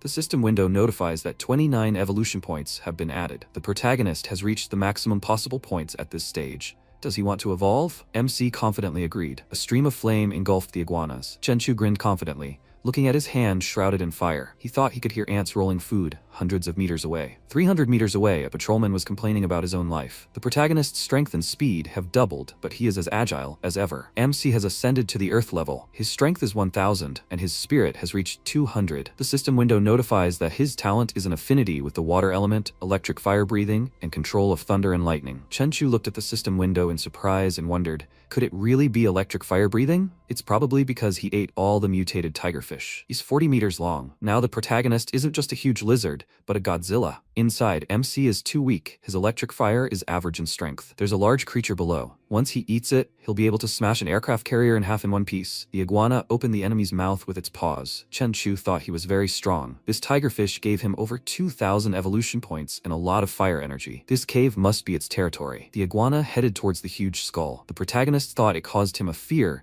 that he couldn't even define. It seems there's something in its head. Power is seething in his body. The system window notifies that MC has found an ancient factor. Does he want to absorb it? Chen Chu instantly agreed. The system window notifies that the protagonist has absorbed the ancient factor and is undergoing an unusual evolution. MC will receive the power of an ancient animal, the Scarlet Flame. Absorbing the energy of the Scarlet Flame, the protagonist opened his mouth and spewed a powerful stream of flame into the ground. He looked at the smoke and thought, what kind of terrifying power is this? One shot of energy and the island disappeared. After some time in the warehouse, MC confidently lifted the sword and exclaimed that it weighed 120 kilograms, a very good weight. He will call it the Heavenly Sword. The titanic alloy armor is also not bad. It is very comfortable. Chen Chu turned his head to the side and thought that after he evolved, he can detect other creatures. He just didn't expect there to be a little girl here. Is she one of the survivors with special powers in Tiger Mountain City? In other words, is she also a monster? After some time, MC looked at the crowd of monsters and exclaimed that it seems the city is more lively at night. The system window notifies that the protagonist has killed a demon corpse and received 5 stat points. Chen Chu decisively attacked the enemy and decided to strengthen the Heavenly Sword. The system window notifies that the protagonist needs to select the aspect they want to strengthen: durability, sharpness, armor penetration, monster damage, and an elemental enhancement: wind, fire, lightning, electricity, or light. MC raised the sword and exclaimed,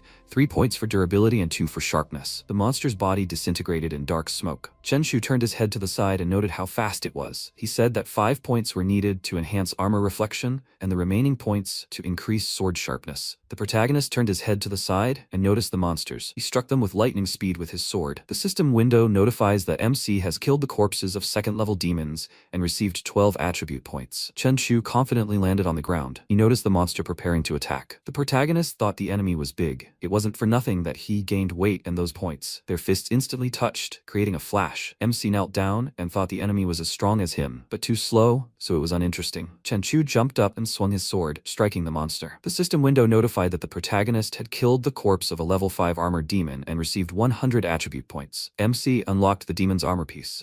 He could use 10 attribute points to assemble it. Chen Chu exclaimed that it was no wonder the enemy was so strong. The monster was level 5. Which explained why he had to hit it more than 10 times to kill it. The protagonist still lacked movement. Xiao screamed for MC to run. Chen Chu noticed her and thought she was the girl who told him to run. It doesn't look like she has any evil intentions. The protagonist put his hand on her head and introduced himself, saying that she was now his little sister, so he would take care of her. The MC asked her to go and specified that he would take her to the city and buy her some new beautiful clothes. After some time, Chen Chu, sitting behind the wheel of the car, asked if she knew what that dark river was in this flooded region. Xiao replied that it was a black tide. She didn't know what was there, but it was dangerous. After some time, Xiao looked down at the new dress. The protagonist pointed to the table and said that the food was here. He offered Xiao something to eat. Chen Chu, eating a chicken leg, thought that during the battle he was completely covered, which suppressed his scarlet flame. Then the protagonist could unleash a burst of power that would definitely kill everyone. 80 stat points remained. He used them to strengthen his armor. The MC passed the intermediate level and is now at least 3 times stronger. Sometime later, at Ning University, students are sitting in a room. A student raised his hand and exclaimed that the place where they were training looked at least like a lieutenant's place. A comrade clarified, "A second lieutenant?" The girl exclaimed that the comrade meant they had attracted the attention of the secret department. A man entered the room and said that the secret department had moved to the city. Once the training was over, successful participants would become lieutenants, but there would be many dangers. Will they participate, or do they want to surrender? The students confidently raised their hands and exclaimed that they would participate. Meanwhile, in the warehouse, the protagonist punches a pole. MC noticed that his body was causing the power of scarlet flames to gather within him and burst out. This will be his Oko move. This strike is at least 150 tons strong. Chenchu would call this move Annihilating Flame. He sat down on the floor tiredly and exclaimed that 100 strikes should be more than enough. If he encountered this demon corpse again, he would kill it with 3 strikes. Sometime later, on the Ning University campus, the girl looked at MC and exclaimed that he was very handsome. The guy calmly remarked that the car was expensive. The protagonist must have been born into a wealthy family. The student clarified, "Did the protagonist excite her so much?" The girl replied that it was because a month ago he saved Ruoya from 4 kidnappers. The comrade sternly asked, "This guy saved someone from 4 kidnappers?" The student clarified that they were just desperate guys. The girl admiringly said that MC was very strong.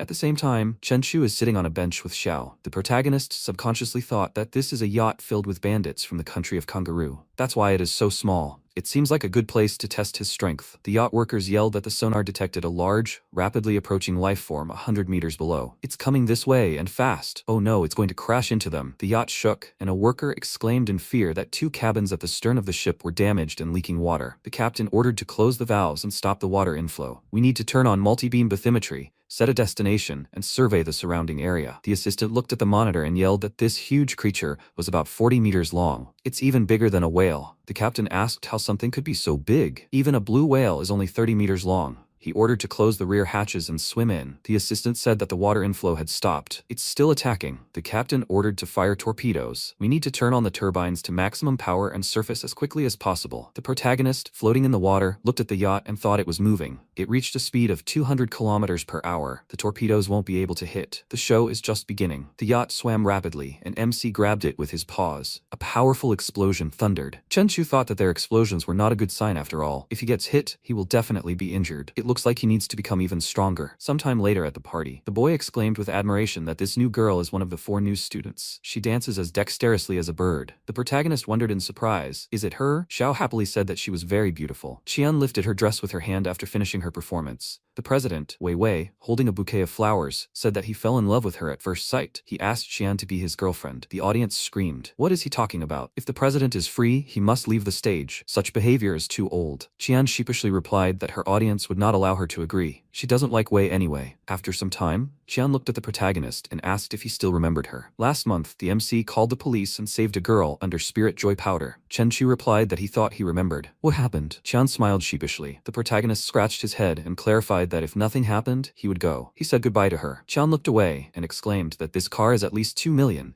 and he wears new sneakers for at least 30,000. He is the personification of a man born into a rich family. Not like this way. After some time, the protagonist is standing in the forest. He confidently said that based on what Xiao said, a dark tide is coming, and he needs to find a cave. Everything on this earth will disappear. This cave is 30 meters deep and 4 or 5 meters high. The system window notifies that the protagonist has killed a 2nd-level demon corpse with mutated bone spears and received 20 attribute points. MC sternly asked, "Did the demon corpse develop the energy to create flames?" He turned to the system and inquired if he could increase his clothing's resistance to demon attacks. The system window notifies that the protagonist has used 10 attribute points. His armor has been enhanced with demon materials and raised to an unusual level. Chen Chu knelt before the monster's corpse and noted that this is unusual demonic armor. It makes him invulnerable to ordinary flames. Meanwhile, somewhere underwater, the protagonist, looking at the mountains, thought that there are few deep-sea fish in the Pacific Ocean. It's hard to find mutated ones. In that case, he should hunt at fish farms. More than 21 fish should be enough for half a day. MC raised his sword in front of him,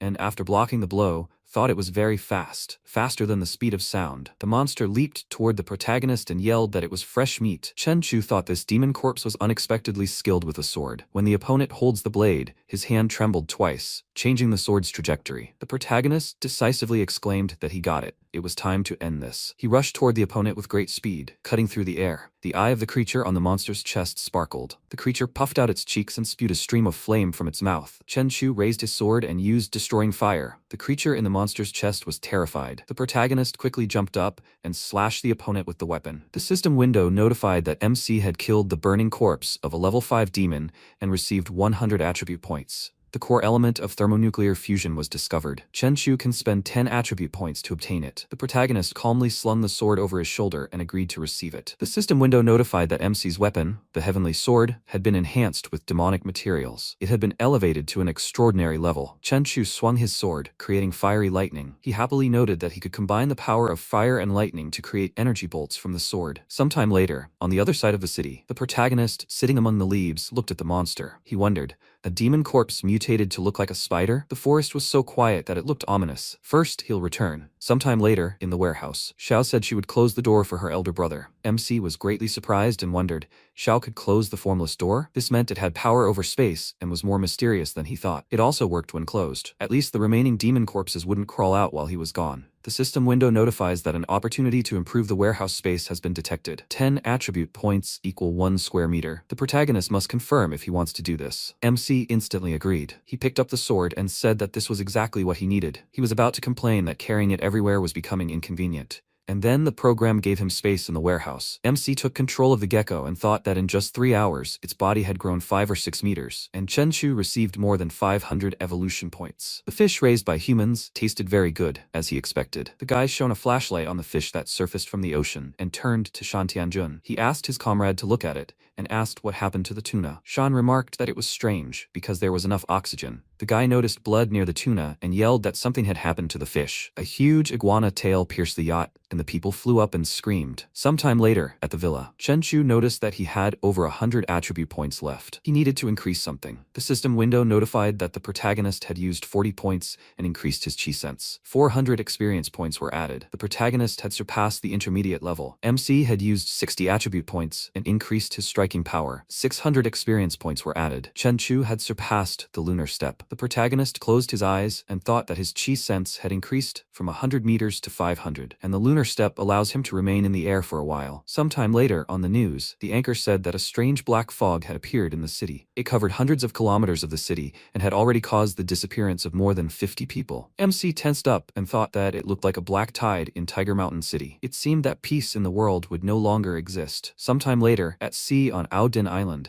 an assistant turned to Shan Benjin and inquired about the progress of Professor Kant's research. Benjin replied that the professor had obtained a special substance from the bodies of giant animals and even discovered a method for animal regeneration. The assistant exclaimed that this meant he could now create extraordinary people. Benjin smiled and noted that, what's more, they could control even the largest animals. After a while, Benjin turned to the professor and said that a miniature nuclear power plant had arrived. Kant clarified that she had almost reached her destination. They looked at the huge monster with a blade in its body. The lab worker exclaimed that the installation was complete. They connected to transfer the core energy. Kant, smiling, said that the core energy had transferred to the beast's body. The animal had recovered. It was smart enough to know that the metal collar would kill it. Now, it must follow instructions. The professor's assistant, Sugimoto, smiled and exclaimed that the professor was smarter than the scientist. The beast opened its mouth slightly, and Kant, with a mad grin, exclaimed that it worked. The beast will wake up soon. The protagonist in the iguana's body thought that these people were trying to resuscitate the giant animal. They must die. He quickly moved from his place. Kant looked at MC and yelled that there was another one. He ordered his assistants to stop it, otherwise everyone would die. We need to shoot it. Kant called out to Sugimoto and ordered them to go to the submarine. After a while, the guards fired machine guns. Smoke enveloped the protagonist's body. Sugimoto looked at MC with fear. Chen Chu leaned down and looked towards the smoke. The guard yelled worriedly that it was a 24mm armor-piercing shell and exploding bullets. A comrade added that these weapons are used in civil wars. The protagonist thought, this is all people are capable of. It spewed a stream of flame from its mouth towards the people. He noticed the professor boarding the submarine and wondered wondered if they were running away. A powerful explosion thundered in the distance. The beast let out a loud scream. MC thought it was truly reanimated. What a terrifying aura. Chenchu opened its mouth and spewed a stream of energy flame from it. The beast, enveloped in fire, screamed in pain and exclaimed that it had just woken up. It was not strong enough. The system window notifies the protagonist that they've found a corrupted ancient mind. Should they absorb it? MC thought it didn't matter. He'd do it. Meanwhile, in the cafe, the system window notifies them that the protagonist's clone has rested.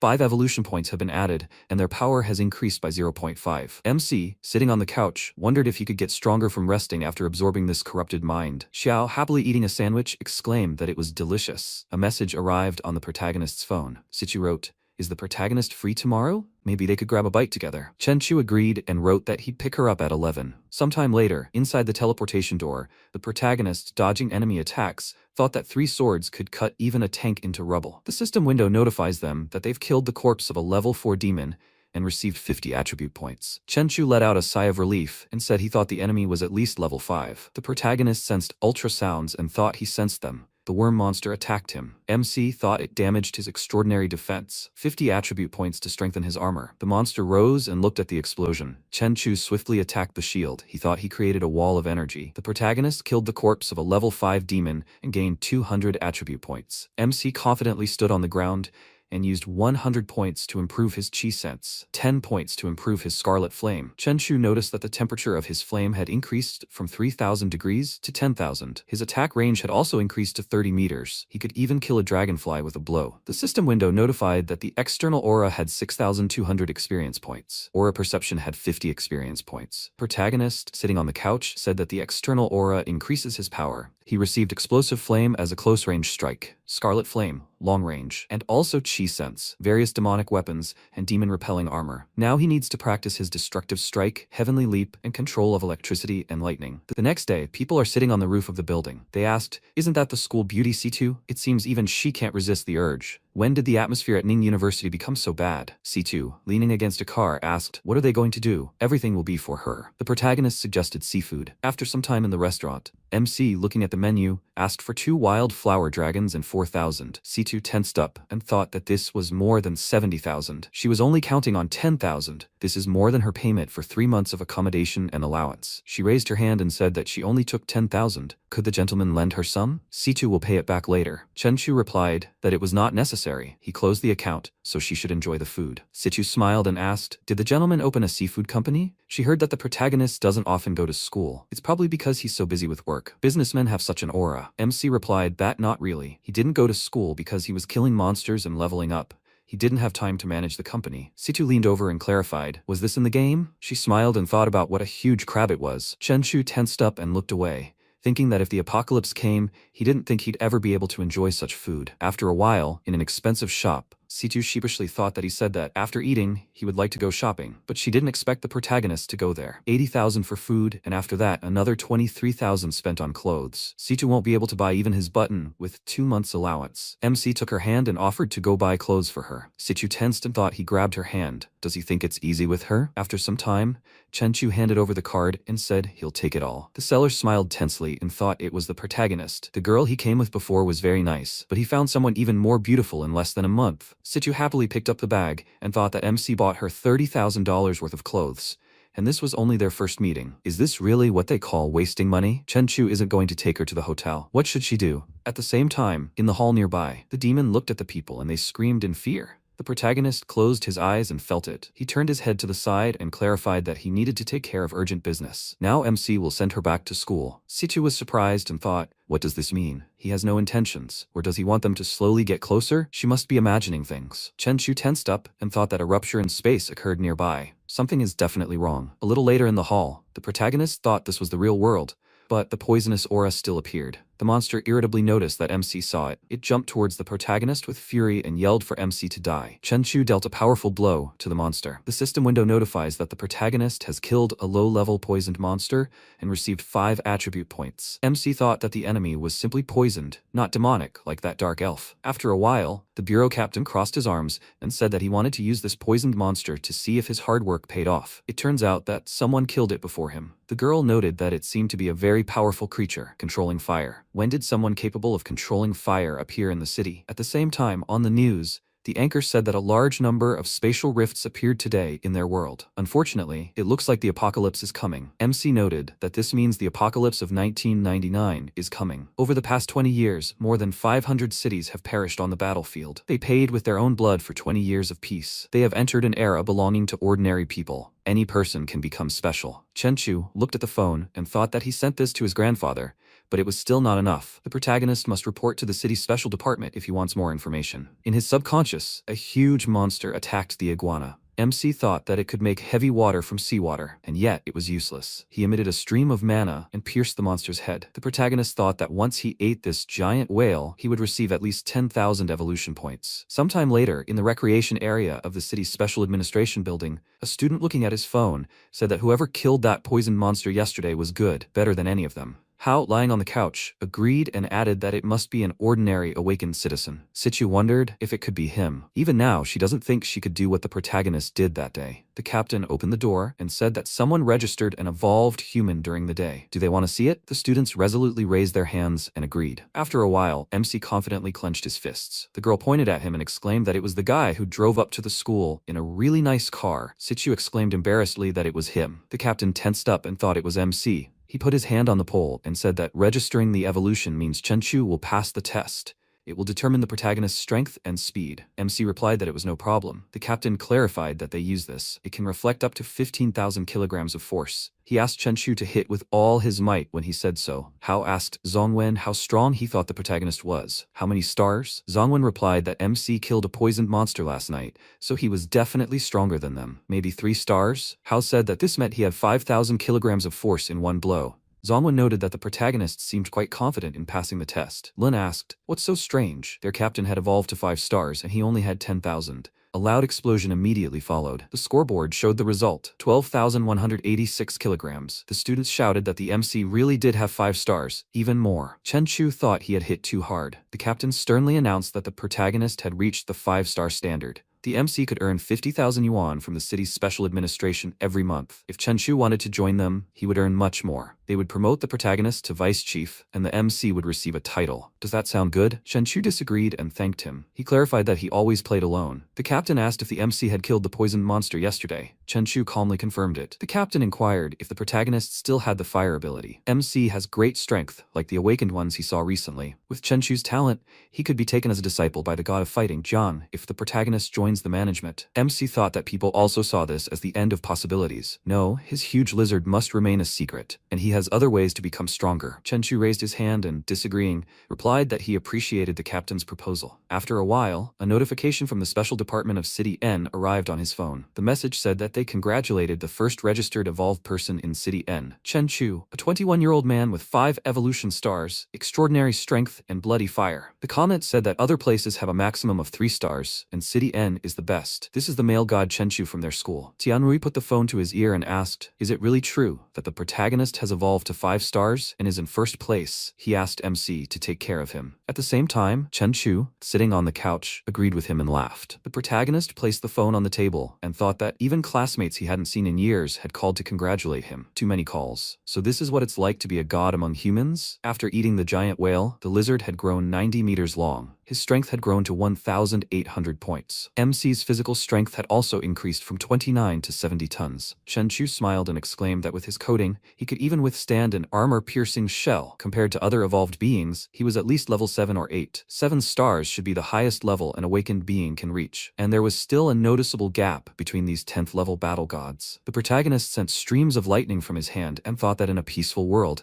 even if his strength grew every day, without a worthy opponent, he would have a constant feeling of emptiness. But now, things are different. The apocalypse has arrived, and terrifying monsters have crossed space and time, landing in their world. Now, countless powerful awakened, evolved, and war gods will find themselves on the same field, and the stakes are rising. MC will finally be able to stand alongside these gods. No, he will suppress them. Chenchu will become an even more powerful being. A message arrived on the protagonist's phone, and he paid attention to it. Secretary Ling Yu wrote that the boss had evolved. Everyone started congratulating MC on evolving. Chenchu wrote that they would achieve the same someday. He was just a few days ahead of everyone. Little Carnation wrote that she wants to awaken like her boss. It would be very nice to awaken as an angel, so that she could grow beautiful wings. Ling Yu wrote that it is not the protagonist who decides who to awaken into. A person can also become an animal. MC laughed calmly. He wrote that they should not slack off at work. All the workers wrote that they agreed. Sometime later, in the warehouse, Chen Chu confidently clutched the sword in his hand. He calmly noted that they had returned. Xiao said that she had opened the door. The protagonist asked her to wait here and not move, as he would look. Xiao hid behind the door and agreed with him. MC walked through the door. He brought his fist to his mouth, smelling something and noticing that something was wrong. Chen Chu looked at the lava-shrouded space and wondered if the door led them to a new location every time they opened it. If they wanted to check the world on the other side, she should keep the door open. MC turned his head to the side and said that even if that were the case, what if an even more terrible monster learned of the door's existence? Chen Chu scratched his cheek and thought that the enemy who was chasing him could have learned of the door's location from the place from which he disappeared. The enemy could have sent a monster after him. As soon as the door closes, a new location appears behind it, and he needs to explore it again. Is this a completely randomly generated world? The protagonist confidently noted that this was also not bad. After some time, the system window notified that extremely high temperatures kill most living beings in seconds. His scarlet flames are capable of causing combustion at high temperatures. MC raised his hand and said that this was very pitiful. A warm breeze would even relax him. The system window notified that the protagonist's body was being affected by poisonous substances. The body blocks the effect of the poisonous substance using temperature. MC's invulnerability will last 15 hours. Chen Chu said that no matter how strong his body was, it seemed it could not fully withstand the effects of this poison. The protagonist thought he could imagine how those awakened and war gods would remain untouched. They were simply amazingly strong. There was no time to waste. He would see what was in this world. MC closed his eyes and used his ability. Chen Chu opened his eyes slightly and said that there was not a single sign of life or even a monster. Completely empty. It's no wonder. Life couldn't have originated in such hell. Then he asked Xiao to open another door. Chen Chu, with a terrifying gaze, quickly turned his head to the side. He instantly cut down the monster. The system window notified that it was a level 3 poisonous smoke monster. The protagonist smirked and thought that he hadn't even noticed it. There was something in this world after all. The monster, smiling, quickly raised its fist with the intention of attacking. It hit the shield in front of MC in surprise. Chen Chu thought that it wasn't just his feelings. It was completely inanimate. The protagonist confidently raised his hand and said that since it was a terrible monster, he should use thunder, which repels evil spirits, to destroy it. MC shouted with determination that evil must be destroyed. Blue mana enveloped the protagonist's hand. MC created an electric arrow. He threw it towards the enemy with tremendous force. The arrow instantly pierced the monster's body. The system window notified that Chen Chu had killed a level 3 monster and received 20 attribute points. The skull bounced off the boulders and fell to the ground. The protagonist asked in surprise, "A level 3 monster?" He couldn't do anything about it now. Besides, the enemy was made of lava, so fire attacks were useless. MC smiled, enveloped his hand in lightning, and said he was just lucky to have electricity. If it weren't for him, the battle would have been much more difficult. The protagonist noticed Xiao's legs. MC quickly turned his head to the side and exclaimed that he had asked her to wait outside the door because it was dangerous here. Xiao responded fearfully, saying she was worried. Chen Chu thought there might be danger behind the door too. He patted her head and asked her to stay away from him. Xiao should not come any closer under any circumstances. Xiao instantly disappeared. After a while, MC noticed sound waves coming from afar. He swiftly leaps across the rocks and lava. The protagonist bounced off the rock and flew forward. After a while, MC landed on a boulder. He noticed a glowing inscription on the stone. Chen Chu smiled and clarified that it could be called a structure, but it looked more like a confined space or a prison. The aura of a huge monster could be hidden inside. After some time, the dragon, Vandenfeld, Wings of Fire, lies on the ground. The protagonist said that it turns out that the real treasure hidden in this world was a real dragon. He doesn't even want to think about what stats the dragon has. Vandenfeld raised his head and said that foolish people summon him without thinking about their own lives. He sat up and noted that this is his world. The dragon turned to the intruder and clarified that since the protagonist is in front of him, he will be merciful and give him 2 options. First, Vandenfeld will bury MC here. Of course, there won't even be ashes left for the funeral. Second, he will gladly accept a new servant, as long as MC recognizes his strength. Vandenfeld. Chen Chu smirked and replied that nothing can be done, but he needs the dragon's bones. Vandenfeld raised his paws in rage.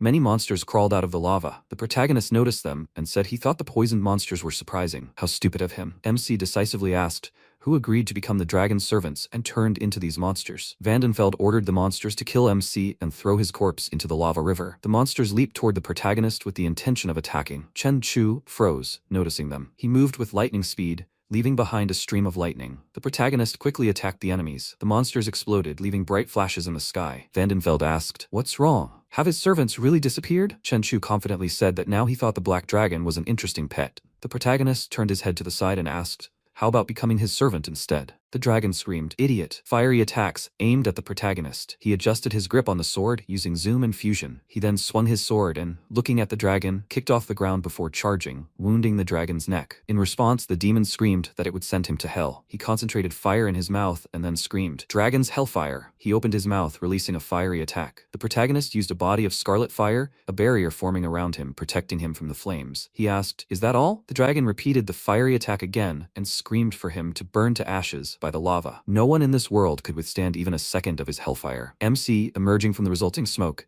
adjusted his hair and said, "He really thought for a second that he was that strong, and it looks like he's just an overgrown hairdryer." The dragon thought, "What?" The next second, it began to open its mouth to attack, but the protagonist pushed off the ground and flew upward, attacking the dragon's head, but the dragon still unleashed a fiery attack. The protagonist landed nearby and said he possessed extraordinary control over flames and the strength of the monster emperor's arm. This was the best defense against flames.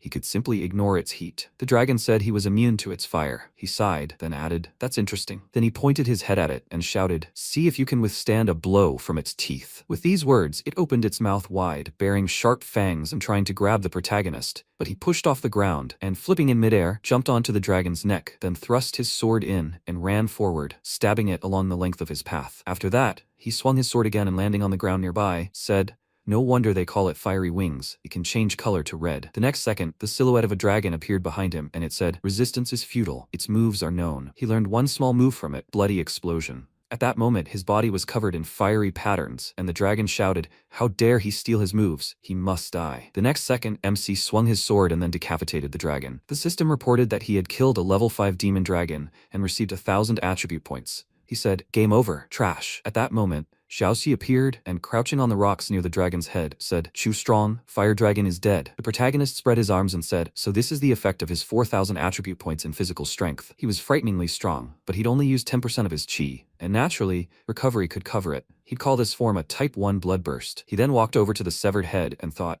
the dragon's size, the teeth, the flesh, even this lava-like blood, these were unusual materials. This head alone would be worth at least 100 million. There was just one problem. How could he explain where he got the head of a level 5 dragon? If he said he killed it single-handedly, it might give away his strength as being level 6 or even 7. He then extended his hands to Xiaoxi and told her to come down. He thought he'd keep it. Who knows? Maybe it tasted good. The system reported that he'd exchanged 200 attribute points to purchase a vault. The next second, he directed electrical energy at the severed head and saved it. He looked at his hand and thought, 4,000 attribute points to enhance his intuition.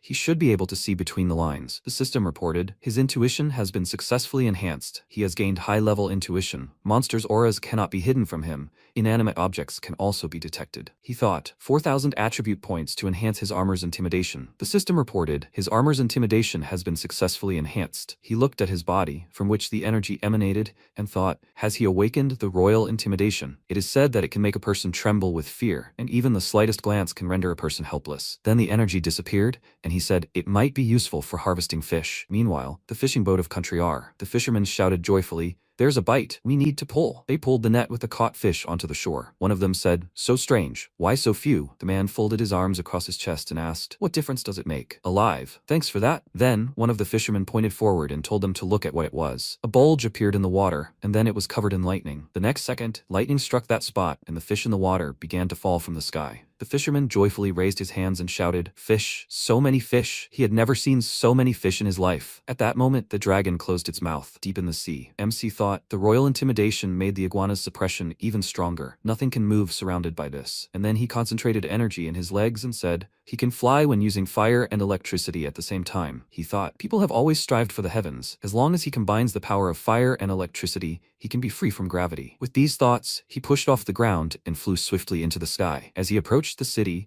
he thought his intuition was telling him that this was an unexplored part of this world, a creature that even the dragon that ruled this world hadn't known about. Incidentally, Firewings was just a magical dragon trapped here. There had to be something more powerful trying to hold him back. He had to go there and see what was there. After some time, he landed in the ruins of a giant kingdom. Walking up the stairs, he saw a wall with drawings and, stretching out his hand, said, This was a civilization of giant dragons. What did they worship? He wondered. A dragon god? A real god? Then he looked at the huge door and thought, it feels like there's a giant danger here, but if you're afraid of wolves, don't go into the forest. The next second, he ran forward past the statues. Stopping near a dragon statue, he looked at it and said, I see, Firewings was their little brother. The next second, the system reported that the poisoning in this area had intensified. He is immune to poisoning due to his great strength. After 3 hours, his strength will weaken, and he will be affected by the poison. He noticed that he was right. There was something strange in this temple. It hadn't revealed its essence yet, but it could already cause this kind of poisoning. Then he shouted, it must stop hiding. He knows it's here. The next second, a powerful surge of energy descended upon him,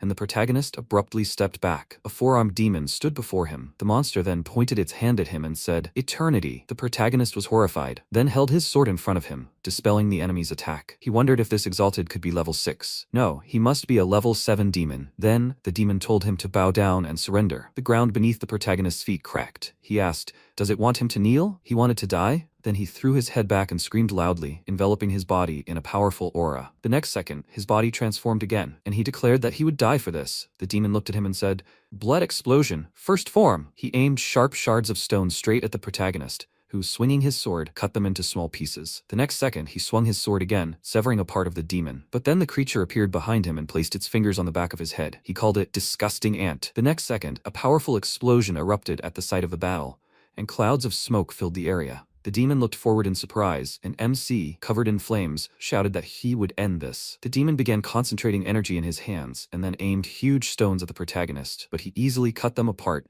and then swiftly flew forward, delivering another slash. It slashed the demon's body and several stone columns standing nearby. After that, he plunged his sword into the demon's chest and said, Blood explosion, second form. In response, the creature grabbed his arm and said, Arrogant. Then another explosion occurred, and the protagonist's sword flew into the ground. Emerging from the smoke, he said that his weapon would only slow his attacks. He would deal with him with his own hands. He must approach him. With these words, he swung his fist and charged, but the demon, spreading all 4 of its arms, formed a barrier around itself, defending itself from the protagonist's attack. The protagonist then flew back, and the demon was also sent flying in the opposite direction from the powerful attack, his face covered in cracks. The next second, MC appeared next to him with lightning speed, then grabbed his face with his hand and with a sharp movement slammed his head into the ground, covering it with cracks. Smoke rose again from the battlefield, and the next second, the demon rose into the air and, gesturing with his fingers, said, Trap. The protagonist spun around, and then the ground beneath his feet began to split, chains appearing from various places, wrapping themselves around his body. The system reported that the formation sealing the dragon can collect the energy of a sealed object and use it to strengthen itself. The demon said that the harder he tries, the harder it will be for him to escape the net. The main character looked at him and said, so that's how he caught those ancient dragons. He tried to move his hand and added, it's a shame he's not good enough to seal it, because he's not like those stupid dragons. The next second, the chains broke, he clenched his fists, and then said, he must listen. His name is Chen Chu. The demon looked at him in surprise, and then the ground under the protagonist's feet cracked again. He took a few steps forward, while the demon looked ahead in surprise. After that, the protagonist swung his fist and, clenching his teeth, ran to attack, after which he delivered a powerful blow, knocking the creature back. Then he flew closer, and, swinging his fist, delivered another blow. He struck again and again, cutting the demon into several pieces. Its body continued to be covered with cracks. The next second, MC added a strike from above, pinning the demon to the ground. He looked at the gaping hole in the creature's body, and then, smirking, said, he needs its power. With these words, he pulled the heart out of the demon's body. A system window appeared in front of him, stating, Notification. The scarlet flame rose to a glassy scarlet flame. Notification. The lightning rose to a thunderstorm. Notification. He had received a dragon sealing talisman, allowing him to capture creatures below level 6. He overexerted himself, and his strange poison level rose to 99%. At that moment, Xiaoxi ran up to him and said, Chu, the poisoning is dangerous. He looked at her and said, he's been fighting for too long, so the poisoning has worsened. He can't stay here any longer. Without the protection of the sublime, the world of dragons and giants will fall apart. Moments later, there was a small explosion. Xiaoxi, holding her hands out in front of her, ran to the door. The protagonist lay on the rubble. She turned to him and said, the door is closed. A trickle of blood escaped his mouth, and he said, as soon as the door closes, the connection with the other world is lost. Who knows where it will open next? Xiaoxi ran up to him and sat down next to him, extending her hand. She called out to him, and he placed his hand on her head and said he was fine. That was the price one had to pay for strength. He thought, although the blood explosion only seemed like an explosion of pure energy, only someone insanely strong could withstand it. If a normal person used even the first type, their blood would evaporate in an instant, leaving only a desiccated body. If he wanted to reach the third type, he would need to increase his physical strength. With these thoughts in mind, he rose to his feet. Then he took Xiaoxi's hand and said, since the teleportation door had closed, they needed to rest. Meanwhile, in the ruins of a palace in the land of giants, a demon, his body covered in cracks,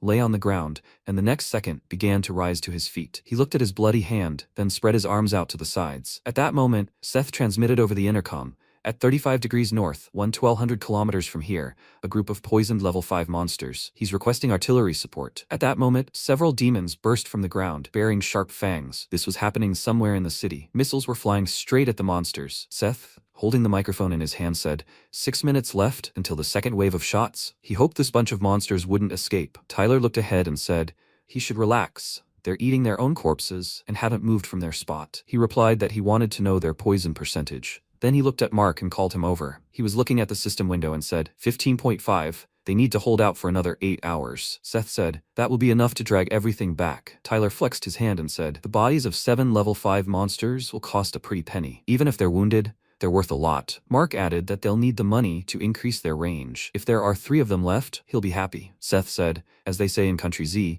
he could consider himself lucky. If they hadn't needed the base's help, any one of these monsters at full health would have covered their needs. Then he smiled and added, it's time to get down to business. They have to give him this monster. Tyler, Mark, they have to get these bodies out of the way. Then he moved on and added that there should be enough for 5 vials of purifying energy. They'll take 3 and sell the rest. 1 vial is worth 200 million on the black market. They'll live like kings for a while. The next second, a demon with several tentacles on its back appeared from the smoke. Seth looked at him and asked in surprise, what is this? Mark, looking at the system window in surprise, shouted, poison level 19, 38, 97, 175, 2 and 97, 5 of 31. Why? Before he could finish speaking, a demon tentacle severed his head. Seth, turning around, shouted in fear, they have to run. He ran forward, repeating, they have to run. Behind him, the tentacles of a huge demon attacked Tyler. And then the demon attacked him too. Somewhere in the apocalypse base in Country M, voices were heard, he reports. The apocalypse has occurred, activating the highest level of apocalypse defense, beginning the elimination of all threats to the good of humanity. After some time, MC woke up in his bed, he stretched his arms forward, and after a while he knocked on the door and said, it's time for breakfast, Xiaoxi. She left the room, rubbing her sleepy eyes, and then told him to hug her. He sighed,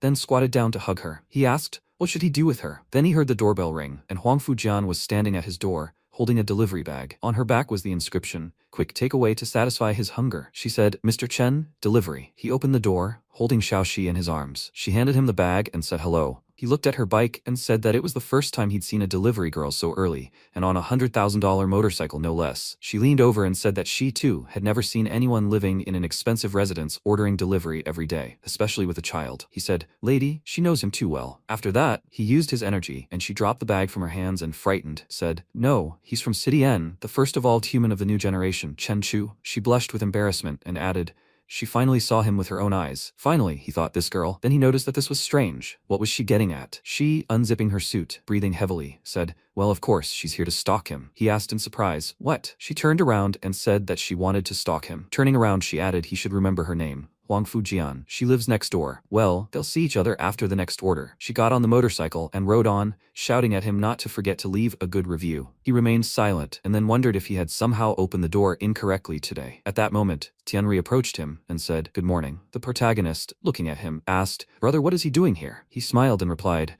well, just decided to stop by. He wanted to tell him that he'd moved into building 87, right next door. He just bought a villa yesterday and moved in today. He'd chosen this area specifically. If any danger were to arise, it would be close to his house, making it easier for him to ask for help. The protagonist thought he'd expected that displaying his abilities and talent in public would attract the attention of many. But who would have thought that the first to come to him would be someone completely unfamiliar with City N, but such a small fry? Then he smiled awkwardly, scratched the back of his head, and said he was overextending himself. City N had a special investigation bureau. If the poisoning had spread, they would have rushed here as soon as possible. Tianrui extended his hand and asked how they could compare to him. He wasn't from the department, so he didn't have to be responsible for anyone. Then he pointed a finger at him and added, that's why you need to know whose side you're on. The protagonist asked, What was he talking about? He replied that since he still didn't know, after the news he had spread yesterday, most of the houses in the wilderness near that mountain had changed owners. He's so prominent that the price in the entire area has more than tripled, and all the rich people in City N are fighting to move here. They say they want his help, but all they want is his resources. Connections, money, whatever he wants. They won't refuse him until the monsters show up. He should help them too. MC said thoughtfully. Resources. Tianri shrugged and said, they're all businessmen. They want to invite him to dinner, so he's here. The protagonist replied, of course he'll go. He patted his hand, smiled, and said, great. He better keep his word. They'll see each other a little later at Linchu's best hotel. Yes, he just saw Huang Fujian. Does he know her? The protagonist replied that it wasn't so. She showed up unexpectedly and said she wanted to pursue him. He thought for a moment and then said, she might be a bit overbearing, but she's had everything she wanted since she was young. Since she likes him, he better be careful. Behind her is Huang Futai,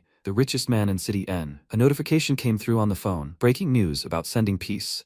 Country Z used the most powerful equipment, reducing the poisoning level. Public order was restored. According to the news, the village of Wu was attacked by poison monsters. Hundreds were killed. A temple in Country R was poisoned by the body of a woman who was burned alive by monks and reincarnated as a vengeful monster. 20 people were killed. Country Z announced its plans to eliminate the apocalypse 20 years ago and created the first superior resource protection and storage system. This system made the city the safest in the world. Pressure is mounting worldwide. The rich have rushed to Country Z, and many possessed are now at the border. The black market is overflowing with disaster relief contracts. Meanwhile, Ningchen University, Qianqian, sitting at her desk, flipped through her textbook and listening to music. Her classmate turned to her and asked, if the apocalypse has arrived, why is she still wasting so much energy on studying? She put her hands behind her head and, leaning back in her chair, added that she'd thought about working for an international company or becoming a translator after graduation. But the situation is so dire that it's no longer an issue for her. Who knows if people will survive? She still needs to find a high-ranking man and marry him. Then Qianqian took off her headphones and thought, Chen Chu, who awakened with 5 stars, has extraordinary powers of fire control. He's very popular online, even more famous than some celebrities. The number of discussions about him online reaches 2,000 blocks. But besides fans, there are also doubters. Then the girl added, seriously, what's going on between her and that ordinary guy? She smiled and asked, are they sleeping together yet? Qianqian, blushing with embarrassment, asked what she was talking about. She covered her face with her hand and thought, domineering, talented, and handsome. He is so perfect that no one can compare to him. Chen Chu is her boyfriend at Ning University, but does she feel anything for him? At that moment, she received a call from the protagonist on her phone, and still blushing, she said she would go away. Her friends smiled and told her to go. She went out into the hallway and, answering the call, asked if he was looking for her. The protagonist, putting on his jacket, asked if she had time tonight. He made a lunch reservation. She said, of course. He said, okay. Meanwhile, Wangfu Villa. Tai asked if she had seen him. His daughter threw a helmet on the sofa and confirmed it. He asked how he was. She adjusted her hair, tying it into a ponytail, and said that he knows she is watching him and becomes scary when he concentrates on something. It seems that he is capable of being a king. Her father, pouring tea into a cup, laughed and said that her old father's guess was probably true. He is strong. She added that if he wants to buy it for tens of millions, he will not succeed. He said that no matter how it seems to her, Chen Chu is just a brat in his 20s. She thinks that he can fool an old man with such business experience as his. She placed her hands on the table in front of him and said that the world has changed. Father, his money may not always be the solution, but strength always is. He said that she had only been there once. She should not tell him that she likes him. She folded her arms across her chest and added that she was not chasing him for his sake or because she wanted to get something from him. He was surprised, and she explained that she simply liked him. He asked in surprise, are you serious? She covered her mouth and said, of course. He was the first man who had made her feel anything in years. Then the father slammed his hand on the table and said, all the high-ranking families from City N and even from Cities X and C have set their sights on her. He knew exactly how they manipulate others. Money, women, power. As long as he had human desires and emotions, he could exploit them. They simply wanted to pressure him, to force him to bow before them and join their ranks. Daughter, she was too naive to fight them. She placed her hands on her waist and said, my aunt said that the way to a man's heart is through his stomach. The father remarked that this was true. She should wait. Did she want to learn to cook? He folded his arms across his chest and thought, his daughter, as we know, is a little out of her mind. Now she's fallen in love with a man and has even decided to change for him. Besides, she's really pretty, so she really can win him over. Then she said thoughtfully, she gave up cooking when she almost burned down the old house several times. That won't happen again. He asked, then what is she going to do? She showed the writing on her jacket and said that she will deliver food to him and only him. She used his last name to start a delivery company. Father desperately said, money for a food delivery business. She smiled and said that small space he used to rent a warehouse on the docks or even this villa He always orders food for himself, even breakfast. She found someone who took his phone and installed an app. As long as he orders, she will be able to deliver food to him. Then her father clutched his chest and coughing said, "Delivery. Food. What is she doing?" She smiled and said contentedly, "Soon he will be touched by her sincerity." Sometime later, MC was sitting behind the wheel of the car. One of the people present shouted, "That's Director Chen's car." "It really is." The girl looked at Qian walking toward the car and said, "I wish you gave her a ride." Then the protagonist looked at her and told her to get in.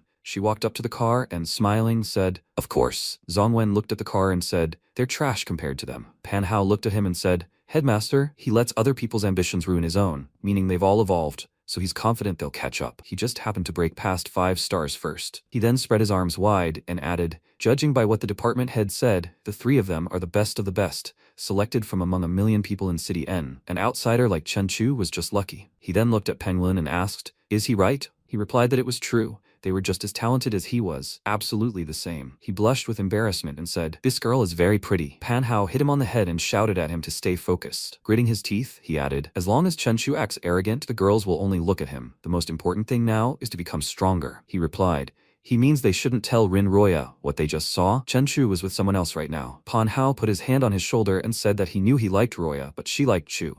He could fight fairly. Even if he didn't win, he would at least be a real man. But talking about people behind their backs is not heroic. Meanwhile, Qian, turning to the protagonist, said, "In 2 weeks, there will be a second apocalypse. If there are a lot of monsters and the Special Missions Bureau can't handle them, will he do anything?" The MC turned his gaze to her and asked why she was suddenly asking. She lowered her head and replied, "There are a lot of people criticizing him online, calling him a coward." He asked why? Because he didn't join the Special Tasks Bureau? She replied, "Most likely. They say he didn't join because he's afraid of facing the monsters that will appear in 2 weeks. He said he's the first evolved student in this country. Of course, there are those who won't like him. The crown of glory is truly heavy." She looked at him and said, "If monsters powerful enough to upend the world appear, and the Special Tasks Bureau can't handle it, will he?" He replied that he would undoubtedly be on the front lines. He didn't join the Bureau because he didn't want bureaucratic red tape to hamper him. Reporting before every action doesn't suit him. She blushed with embarrassment and, looking at him, thought, "Yes, someone she likes can't be a coward." Sometime later, in a magnificent hotel, the protagonist, walking into the room, wished everyone present a good day and introduced himself. Qian, looking at the people present, thought they were billionaires from the richest companies. Then Li Chenghong said that he was glad to finally meet them. Mr. Chen. It seemed his useless son had kept him updated on the situation. MC replied that he knew what they were talking about, so they would get straight to the point. Chenghong said that to ensure their safety during the impending apocalypse, they decided to form a security council and invite him to become its chairman. The protagonist was surprised. "A security council?" He smiled, spread his arms wide, and said, "Of course, he will protect them, the old people, and ensure the safety of the villas around the hill from poisoned monsters. And since they are protected, naturally, they will pay a reward of 100 million per month." Qian was surprised and thought, "What? 100 million per month?" Then the MC said, 100 million sounds pretty good. But that would be the price for protecting all the billionaires in these villas, like the tax for joining the security council. He's sure they won't be able to raise that amount with the more than 30 billionaires living here. If they split it up, each family would pay 1 million. He doesn't even know how much they'll charge them for joining. 10 million? 100? It doesn't matter. It looks like a profitable business. Tai folded his arms and asked, "Is he saying there's not enough money?" The protagonist spread his arms out to the sides and replied, "In times of peace, they, the rich, stick together. Even if something goes wrong, they solve it with money, and that's why they act arrogant. And now the apocalypse has knocked them off their thrones in an instant. Everyone is equal before the poisoned monsters. There's no difference between a prince and a pauper, and that makes them, who earn millions their entire lives, very unhappy. As for him, he understands them perfectly." Chenghong smiled, raised 2 fingers, and said they were only doing this because a rift had occurred in space a few days ago. The Bureau had to use nuclear weapons to drive away the monsters. Mr. Chen, if he agrees, 200 million. They will give him 200 million. All of them old men want to sleep peacefully, don't they? Old man Tai? He replied, "Isn't his son in the Special Assignments Bureau? He knows better than anyone how efficient these for-nothings are. If they could be relied upon, they wouldn't be here today." Then he raised 3 fingers and said, 300 million a month, dear chairman. If he nodded Mr. Chen, he will add 100 million from his own pocket. The protagonist picked up a bill and said that the money would become worthless paper. He's afraid that after a few attacks, their money will simply become kindling. With that, he burned the bill in his hands. Chenghong shouted in surprise, "What, Mr. Chen? He's saying that after the second attack, money will be worthless in 2 weeks?" He looked at his phone screen and added, "That can't be right." According to official sources, the coming apocalypse was simply a normal level 1. MC, closing his eyes, asked, Haven't they seen the truth yet? The news only showed normally evolving individuals being sent to repel attacks. He said, since he says so, so what? Then the protagonist walked to the window and asked them to think about why even the Special Tasks Bureau couldn't find a 4th level awakened person. They were trying to close the 5 doors of the apocalypse. This wasn't a real battlefield. The officials couldn't even take care of themselves, so why did they think they could help them? Tai slammed his fist on the table and asked, then, what did he want them to offer? He spread his arms wide and said, he doesn't need money, but special mud produced in Kowloon, special medicine from Baitai, and special supplies of Lantian gold. In 3 days, he wants to see the blueprints of the mountain fortress and the completed defensive structures in a month. Chenglong was surprised. What? Blueprints of the mountain fortress? When the villas there became the line of defense. Defense. MC said the villas around the mountain will become the center, and the natural terrain will make defense easier. Even if the entire world faces an apocalypse, people there can live for years, with air, electricity, ample space, clean water and food, medicine. If they fulfill his request, he will lead their security committee and swear to protect them. Then Tai clapped his hands and said, no wonder he is the strongest man in the country. He is intimidating with his strength, deliberation, and conduct. After some time outside, Tianri said, that was wonderful. He dealt with them all. The protagonist said, everyone wins. Then he added, by the way, his father has shares in this hotel, so they should go have fun. With these words, he handed the card to the protagonist and said that he would go first and would not interfere. The protagonist, taking the card in his hands, turned around and said, darling, there's something he'd like to discuss with her. They can't refuse their brother's kindness, can they? She blushed with embarrassment and agreed with him. After some time, a luxurious executive room, a soundproof space, it reflects all signals, nothing can get in or out. Qian, still embarrassed, said, sir, too fast. He pressed her to his body and told her to become his girlfriend. Then he concentrated energy on the tip of his finger and thought, she's a normal person, so when he controls the energy in her body, he must be extremely careful. After all, he is an extraordinary person with 4,000 or 5,000 units of power. If he's not careful, he will crush her body into cells. The next second, he touched her body. After some time, he covered her with a sheet and thought, very good. Her body has merged with this energy and is slowly changing. There was no poisoning or mutation, so he just needs to wait until tomorrow. Pouring wine into a glass, he thought, he will use the dragon sealing stamp to extract parts of the energy from the absorbed monsters and turn them into seeds that, when transplanted into normal people, will cause them to evolve. Then he sat down on a chair and thought, although it is a little dangerous, he must make Qian evolve too. An hour later, the protagonist, lying on the bed, put his hands behind his head and said, each wave of the apocalypse will be stronger than the last. In this atmosphere, there is no way she will be able to graduate from college. She asked, sir, what should she do besides study? Run away from monsters? He replied that she should look within herself for answers. She wants to become an awakened, right? She exclaimed in surprise. Sir, does he mean that she can evolve too? Of course, that is her dream. He sat down on a chair and looking at her said that he could use the dragon sealing stamp to crystallize some of the monster's power. Once her body absorbed the crystal's energy, she would become as strong as an awakened being. But if she couldn't control this power, not only would she be unable to evolve, but she would also become a monster herself. Did she want to take the risk? She lowered her head and said, he did it, so she's not afraid at all. She also wanted to become independent to protect her mother, so she would always fight by his side and never be a burden. He said, very well, she shouldn't move. This was his first time sealing the stamp, so he could make a mistake. She exclaimed that it was her first time too. After a while, the video said that when the dust settled, a superhero would appear on the scene. He was the embodiment of strength itself, the fearless protector of this city. The 4-star evolved Tianlan. With his shining metal body, he will dispel the darkness and destroy all dangers. His every strike is a step towards freedom. His every appearance strikes fear into the heart of evil. And a real man never turns to look at the explosion behind him, because he knows that his real battle is ahead, and they must cheer for him, applaud him. Each of their voices gives him the strength to move forward. They must witness the legend of Tianlan. Van, pointing at the phone screen, said, Chu, this is a short video they filmed with the Shanshui City Special Assignments Bureau. They have several 100,000 subscribers on their app, and this is a 5-star bureau manager of Zhanghai City. He looks cool, right? These viral videos can get millions in a split second, and they're so lightweight. The MC looked at her phone screen and asked, did they use special effects? She replied, not really. Their app can turn on filters with one tap, which will make his movements look even more powerful. Ultimately, such apps are supposed to help evolved humans present themselves so they can earn the public's trust. That's why they've signed contracts with many special mission agencies and evolved humans. Sir, he's a famous person, and I'd especially like to sign a contract with him, as the government has recognized him as the first evolved human of the new generation. They just need him to show off his power, and they'll promote him, and his popularity will skyrocket. He won't have any trouble finding sponsors. You should watch these sponsored videos. Then, she played a video that said that once they eat the superhuman instant noodles, it will be their only hope in the fight against the apocalypse. They should transform from 996 to 007 in just 3 minutes. Their noodles contain a gene enhancer containing 5 ribonucleotides, potassium sorbate, and 58 other high-quality nutritional supplements, so they will remain energetic even under the dual pressures of the apocalypse and capitalism. He must remember, he's not superhuman. He's just a worker, kidnapped by instant noodles. By wearing these amazing dodgeball sneakers, they will avoid spiraling rent costs during the apocalypse. The sneakers contain energy balls, made from recycled materials, allowing them to forget the monotony of everyday life and their boss's KPIs. Please remember, while the soles of their shoes can break from the effort, their dreams cannot. Van said, sir, if he is ready to start a live broadcast on their app, become a popular streamer with millions of fans, they will fulfill any of his demands. He stood up from his chair and said he was not a star. What fans was she talking about? She asked.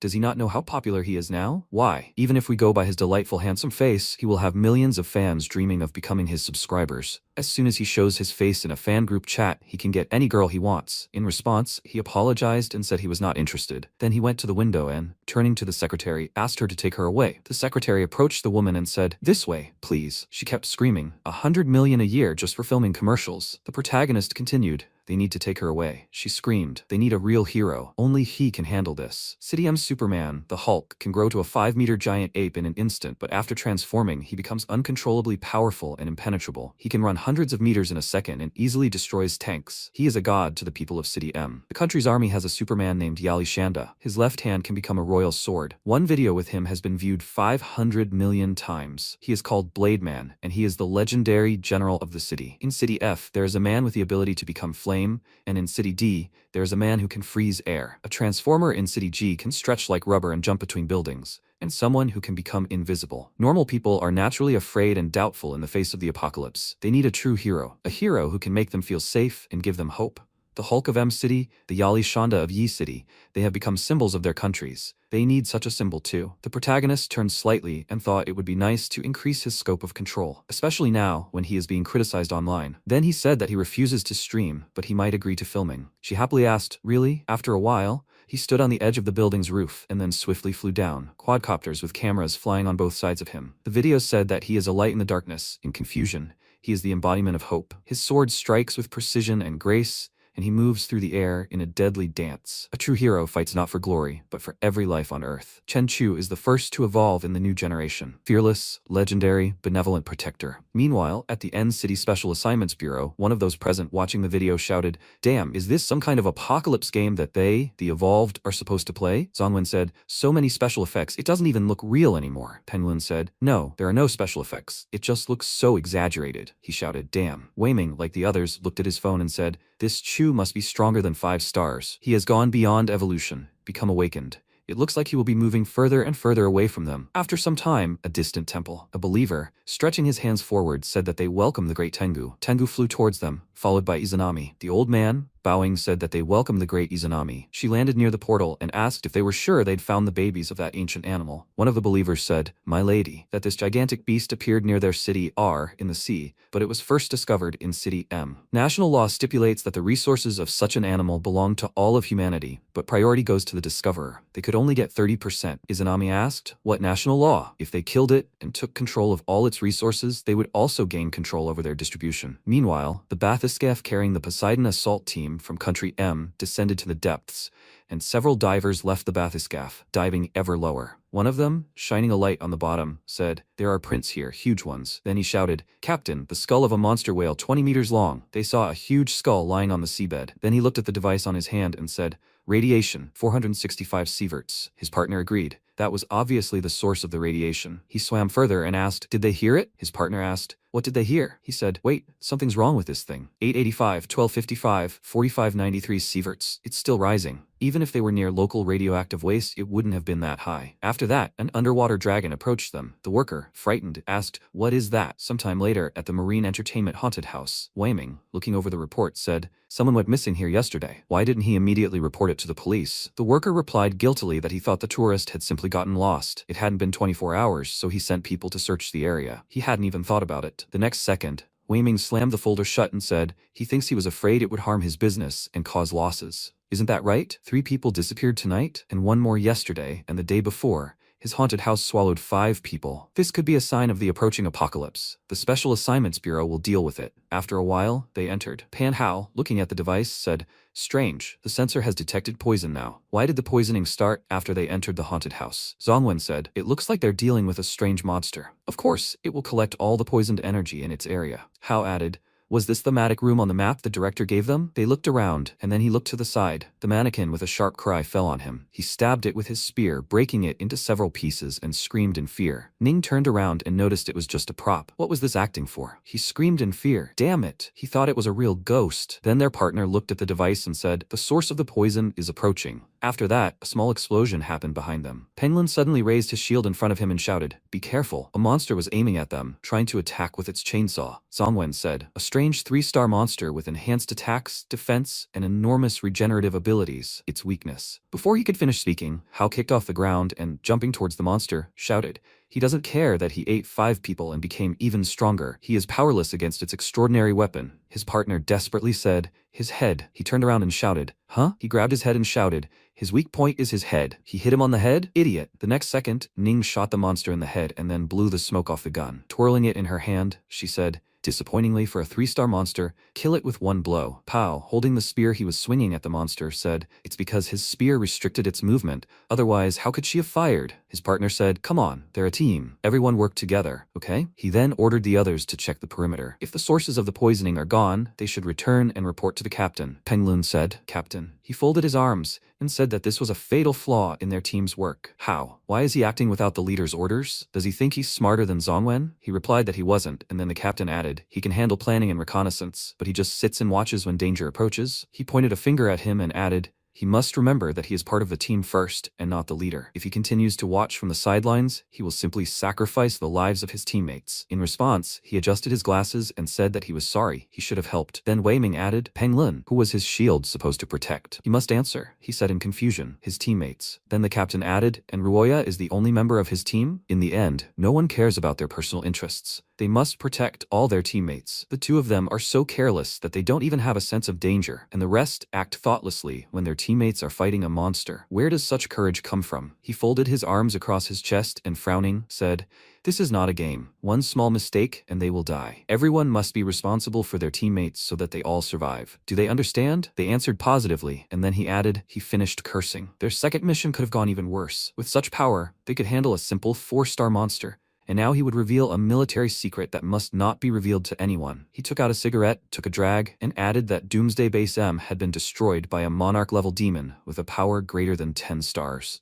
The authorities immediately raised the difficulty rating to 11, defining it as Armageddon. Zongwen was surprised. Armageddon? Penglun said he had never heard of such a thing. The captain blew smoke from his mouth and said that City M had lost over 17,000 evolved beings overnight. The government had been forced to use nuclear weapons, and even that had difficulty dealing with the monsters. As far as he knew, no monster corpses were found in the rubble. The authorities only wrote that they apparently retreated. Zongwen asked, had they used nuclear bombs and still failed to kill them? The captain replied, the 17 doors of the apocalypse had been affected to varying degrees. Given the changes in waves in space and time, the apocalypse in 10 days or more will be much worse than they expected. They will have a hard time facing stronger monsters. Roya put her hand to her chin and asked, Captain, how can they become stronger? Will there be special training? He took out a crystal and said, time is running out. The Special Assignments Bureau has distributed spiritual crystals. They should know what this means. Hao shouted joyfully, this can awaken hidden potential and allow abilities to develop even faster. The captain said, they have been selected to consume these crystals to become stronger. Everyone on this team must obtain the final 4 stars in the next 10 days for the future of humanity. Zongwen clenched his fist and assured, Captain, they will not fail. Hao added, for the future of humanity. Meanwhile, MC sat on the edge of a cliff and looked at his stats, which stated his name, Chen Chu, level minor deity, extraordinary, strength 9,935,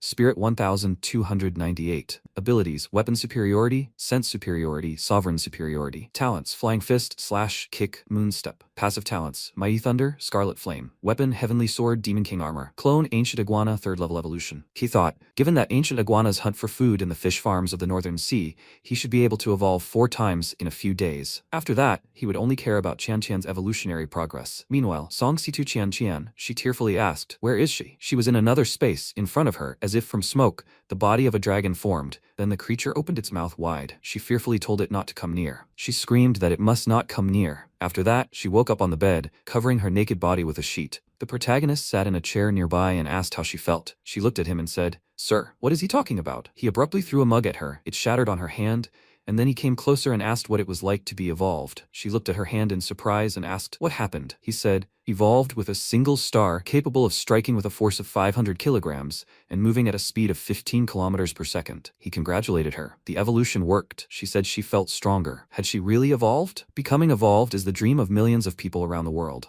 Low-level evolution inducers have become in demand on the black market. The price has skyrocketed to $50 million.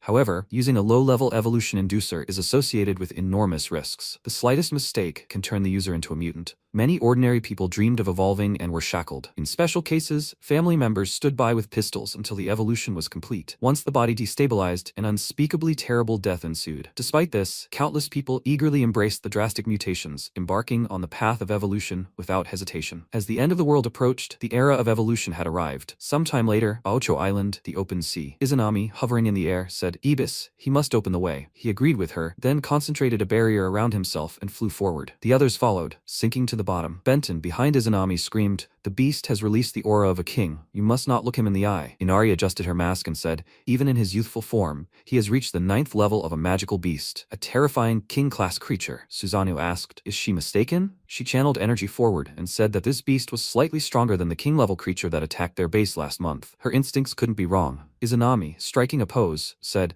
"Such a powerful primordial beast will definitely give them a lot of essence." Benton, "She must use her illusion magic to take control of it. The rest of us must squeeze out every last drop of its essence and destroy its body, leaving no trace." The others shouted, "Praise the gods." The next second, the monster screamed loudly. Benton, concentrating, directed waves of energy directly at the monster. Izanami put her hand to her side and said, "They must watch. The power of the beast, how beautiful it is. They must absorb it, gather it, become it. Darkness will devour everything. Chaos will rule all. They must pray to the darkness, pray to chaos, pray to eternal existence. The interweaving of darkness and light, the cycle of life and death, all will become nothing. They must become immortal, must stand as gods. They must pray to the darkness, pray to chaos, pray to eternal existence." Their desire for transcendental power never wavered. As the flames of destruction tore through the heavens, a mushroom cloud blossomed, a symbol of an end shrouded in death. The shockwave shook the earth like divine punishment. Civilization and order crumbled to splinters. The world became primordial chaos. 30 days and nights passed as the ashes settled. Once towering mountains became deserts, rivers became dead lakes. In the cracks of the blasted earth, survivors stared in horror. The remains of colossal, mountain-sized beasts, glowing with a strange metallic sheen, remained in battle poses even after destruction, as if quietly telling the story of a lost era. In their crystallized bone marrow, they found a substance that sparkled like stars. When light fell on it, the substance pulsed as if alive, refracting the colors of the visible spectrum. After 700 days and nights of study, they finally unlocked its secrets. It could reconstruct the molecular structure of living things, allowing carbon to break free from the shackles of evolution. A scientist, looking at it with tears in his eyes, declared, "This is the fire of Prometheus, the forbidden fruit of wisdom." The Prime Minister held up a flask of glowing blue material at a press conference and declared, "Today they must crown themselves gods. They will call this substance divine in origin." But fate soon revealed its horrific face. The first volunteers turned into crystalline statues in the sacred blue light. Their final expressions were forever frozen in a mixture of agony and ecstasy. Their fiery flesh was like tissue paper, struggling to survive the flames. Finally, they realized that this was not the power of creation. Human bodies became ordinary clay. They couldn't be a sacred gift from the gods. But fate always had a plan. After the apocalypse, monsters began to roam the earth. Unexpectedly, some humans and survivors who came into contact with a divine substance were able to evolve by collecting the monster's rot. Only then did they realize that mythology hadn't abandoned them, it had accelerated them. In this era, they are the successors of myth, evolving, growing stronger, until one day they reach the world of the gods. Izanami, spreading her arms, said, "They must become gods. They must pray to the gods." At that moment, the MC who had climbed onto the monster said, "They must pray to the gods." She was surprised. "Who's here?" He pointed at himself and told them to pray to him. His name is Chen Chu. Izanami anxiously called out to Inari and told her to analyze the information immediately. In response, she said, "Yes, great one." Then she moved forward and, placing a mask on her face, used the divine gaze of Kojo. At that moment, the protagonist lowered himself down and asked, "Sensory abilities like observation haki? No, that's much lower in power." The next second, Inari's face mask cracked, releasing magical impulses. Then she fell down. Izanami, turning around, asked, "Where's the intelligence?" Inari, rising from the cracked ground, said, "The enemy has the same mystical ability of foresight." Her divine gaze was reflected. Izanami was surprised. "What?" Then Susanoo approached her and, stretching the joint of his hand, called out to her, "Great. What difference does it make what kind of magic? He will destroy it with one blow." Then he swung his fist and shouted, "He must die, idiot!" He rushed forward, but at that moment, MC appeared to the side and asked in bewilderment, Dare he attack first? Then he turned around, but the protagonist sharply kicked him, sending him floating. Then Daikokuten concentrated energy in his hand and, directing it at his comrade, shouted, "Repel." Susanoo stopped a few centimeters from the sharp growths of the rock. The protagonist asked, "Gravity control? Very beautiful." Susanoo shouted, "He must stay away, Daikokuten." He approached and then, pointing his hand at the protagonist, said, "It's his turn to feel pierced." Then he landed, directing energy to the bottom. The ground beneath the protagonist's feet became covered in cracks. Then a powerful explosion occurred. He screamed in surprise. Even gravity doesn't affect him. Then the protagonist, clenching his fists, rose higher, energy raging in different directions around his body. Inari screamed in surprise. He's not using absolutely all of his power. Daikokuten, concentrating energy in his hands, clenched his teeth and wondered, what the hell? He can suppress divine power? Susanoo clenched his fists and, indignant, asked, dare he insult him, so he should demand repayment in blood. He then charged, using Nura's iron cannon. MC, looking at him, thought, a physical technique? He then grabbed the attacker's fist, stopping him. At that moment, the cliff behind him shattered into smaller rocks. Susanoo screamed, "This monster!" He then flew further away, and the protagonist, letting go of his hand, threw him to the ground, then concentrated energy in his hand and charged. Susanoo thought in fear, he's going to die. He won't be able to repel this attack. At that moment, Daikokuten directed his energy at his comrade, knocking him aside. Meanwhile, MC used a burst of scarlet blood flame. Then Izanami said, "Gods of Takamagahara, they must join forces to defeat the enemy." The others agreed. "Yes, great one." Ibis began concentrating energy in his hands, creating stone hands emerging from the ground and heading toward the protagonist. He laughed lightly, then directed his hands toward the ground again, using the shackles of the god, stone iron shackles. The stone growths moved toward the protagonist, trapping him in a ball. Ibis, looking at this, said, "Stones strengthened by divine power are even stronger than iron. Even if he has extraordinary abilities, he will suffocate in his stone prison once the air runs out." Inari pointed her hand forward and said in surprise, "He melts stones with incredible heat." Afterwards, the protagonist's hand emerged from the molten portion of the stone ball, and the hole grew larger. Susanoo told him to take a look. His stone shell was as soft as gooey natto. "Is he even useful?" Ibis placed his hand on the ground and shouted, "One layer isn't enough, I need to add another." Then he used the god's shackles, silver rods. Stone protrusions emerged from the ground again, and he shouted, "Two layers aren't enough, add a third." He used the god's shackles, heavenly golden palace. More stone pillars emerged from the ground, trying to cover the protagonist. Ibis knelt down and said, "That triple bind has used up all his divine powers." Susanoo turned around and said he didn't mean he should use his strongest ability, he was just joking. Kagatsuchi then said, "No one survived Ibis's heavenly golden palace. The battle was already over." Susanoo looked at him and said, "He thought he was some bigwig back then. Didn't the Takamagahara pantheon destroy him?" Izanami said, "The obstacle is removed now. He must kill this lizard and suck out all its essence." They looked at the creature, and then she asked, "What is this? What does her divine infusion of the spirit of Inari see?" She looked at the stone growths and said,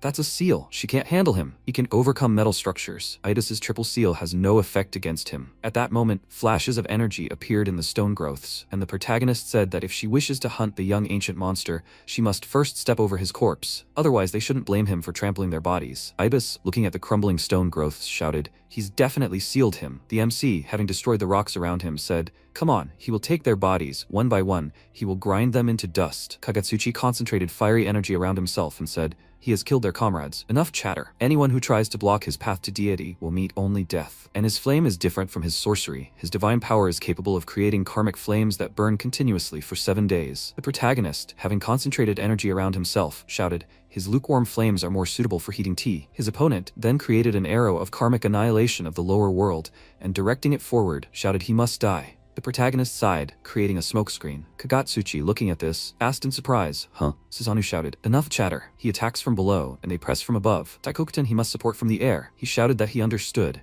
and they headed to attack. Izanami, gritting her teeth, said she couldn't believe he could fight 3 of them at once. Benton, channeling energy forward, asked who else would help her defeat this demon. Susanoo, charging, used Raging Raksha Cannon, but the protagonist easily parried his attack, sending him plummeting to the bottom. The protagonist used Yomi's Myriad Flame Annihilation. Inari, looking at her comrade, shouted, "Be careful, that's the mark that seals the dragon." He looked down, seeing a magical symbol. Golden chains erupted from the magic circles, binding Daikokuten and knocking him to the ground. Inari looked on with a worried expression and said that this was magic of a higher order than Ebisu's seal. Izanami called out to Benton and asked what she was going to do. She said with a serious expression that it was time for them to psychologically unite and act. Her mouth opened unnaturally wide, and she said that even if the devil's physical body was strong, he would not be able to repel her psychic attack. This voice came from Yomi. He must hear it and fall. "This is Yomi Kotodama." Chenshu looked at her and released Kagatsuchi, whom he was holding with one hand. She said that by defiling Yomi in this body, she would bind his soul. He must listen. She is the law of death, like a mother's embrace, like a child's grip. He must fall and immerse himself in the path of Yomi, on which even gods fall. He ran back to her and said that her kotodama was still active. The devil could no longer move. He had to plunge into the world of a nightmare. At the same time, he saw her very large, and she said that the power of the real world did not matter here. This was her mental world. It could be broken as easily as moving a hand. His physical magic was useless, and he could not use witchcraft. This was a solitary arena for spiritual combat. He began coughing up blood, and she asked with a haughty smirk, "Does it hurt?" In her world, the feeling of pain was amplified hundreds of times. The best thing here was that he would not lose consciousness. In fact,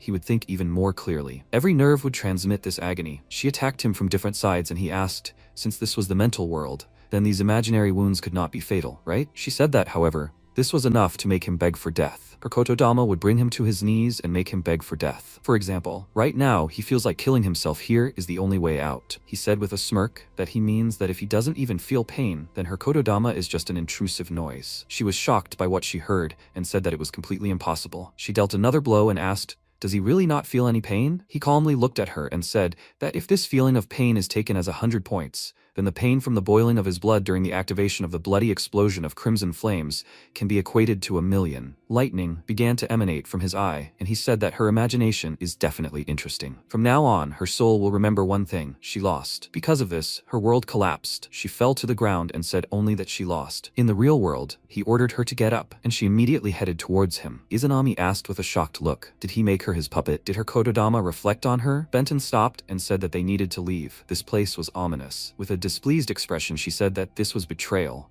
She was trained to kill her own master. The protagonist said that today's battle was over. They could remove her from here. His control over the victor's aura would wear off in 3 days. In the future, they might not even think about his scabbard. She raised her hand and asked, does he think it will end like this? Those who dare challenge a deity will pay with their blood. She called her name and said that now she could die. Tengu flew very quickly next to her and killed her with one blow of his wing. He watched what was happening and said that he had never seen someone so cruel, someone who would kill themselves. Inari, looking worried, asked the great ruler why she did this. She was definitely one of them. Izanami, with a calm expression, said that useless people have no right to become gods. The shell of a loser is not worthy of the gift sent by the gods. The interweaving of light and darkness, the cycle of life and everything will return to oblivion. They must become immortal gods. The interweaving of light and darkness, the cycle of life and death, this is Takamagahara's dance of demise. MC used a bloody explosion of crimson flames with a small smile. His body changed, and she, with a shocked expression, said that something was wrong. His original power and the lizard behind him were so similar.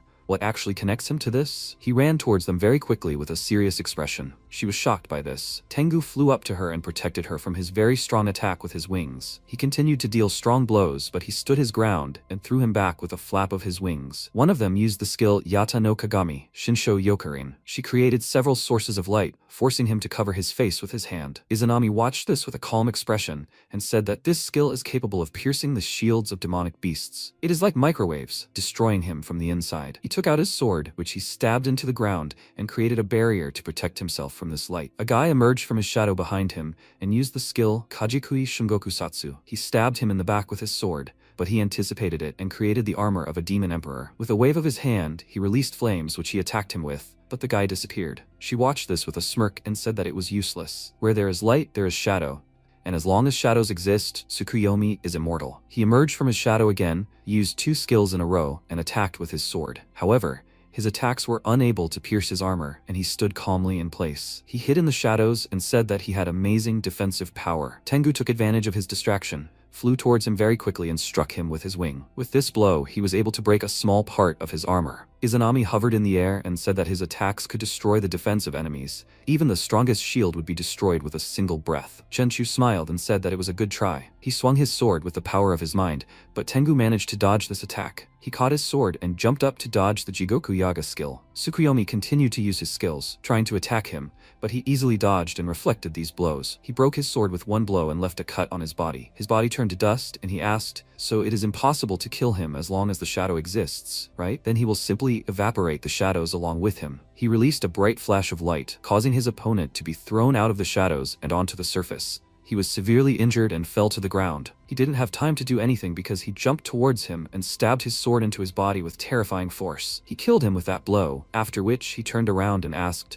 Who else would dare to oppose him? The girl was very worried about this and loudly called out to her brother, but Tengu raised his hand to stop her. Izanami, with a displeased expression, loudly asked, "What are they all standing there for? They should take them and attack together." The rest of her team was very scared and no longer wanted to fight. The girl became very angry, continued to cry over her brother's death, and asked, "How dare they sell her labor? These are freaks who seek death. Why sacrifice like that?" Izanami said that she allowed all her younger brothers to be killed in order to obtain the origin essence. They are future gods and must kill this demon. She continued to cry and said that they would get enough essence to become even stronger. However, she did not want to become stronger. She grabbed her by the neck, lifted her off the ground, and told this coward that she just wanted to be a normal person, to be a good older sister. She betrayed the oath of the Yaki clan. This is a grave crime. They are the heirs of the myth. They are constantly evolving and constantly becoming stronger, until one day they will be able to touch the divine world. He insulted her with a serious expression, to which she called Tengu and said that he must kill this traitor. Her heart wavered. She was unworthy of the divine ship. He did not do it, turned away from her. She looked at the others, but they could not do anything because of fear. The protagonist, with a smirk, thrust his sword into the ground,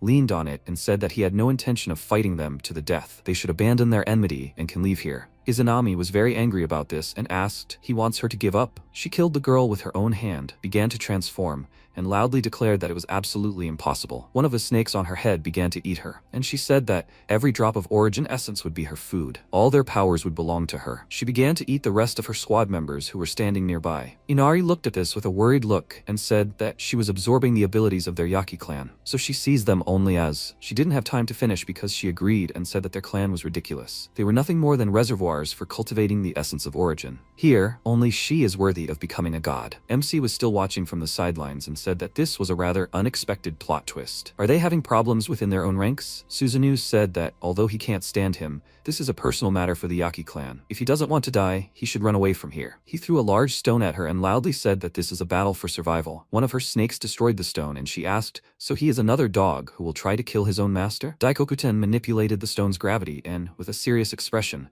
said that they were orphans, test subjects, survivors of disasters. Then Izanami gave them stones and said that by becoming gods, they can escape the suffering of mortals. Some of them suffered after using these stones, and she, with an evil grin, said that from this day on, they are the Yaki clan. Currently, he said with a dissatisfied expression that from the very beginning they gathered and became the Yaki clan for one reason, to live on. He tried to attack her with the stones he controlled, but she released a powerful burst of energy. She ran up to him very quickly from behind and said that she had already received the powers of light and darkness. He may not even think he was capable of defeating her. She used her skill to create snakes from the shadows, which immobilized him. He resisted with all his might and said that he would never submit. She squeezed his body with shadow snakes and killed him. He disintegrated into many stones and she began to laugh loudly. Having absorbed his abilities, she waved her hand and pulled the rest of the clan members towards her. As they flew towards her, she said that they should give up their powers. Chenshu very quickly ran up to Inari and grabbed her leg, which greatly surprised her. Kagatsuchi enveloped his body in flames and loudly declared he would fight her to the death. Susanoo channeled energy into his fist before attacking,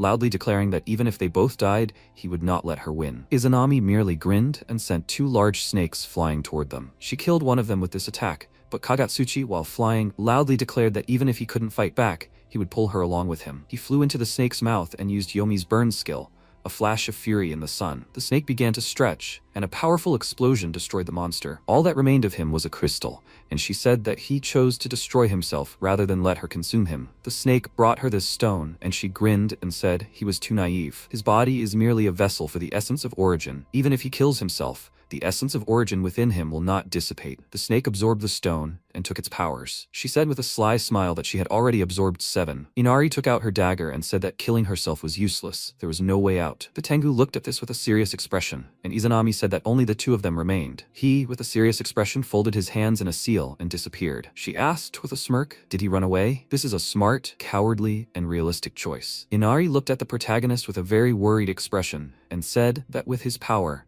he would definitely be able to destroy the crystal with the essence of origin inside her. She begs him to kill her and then destroy the crystal.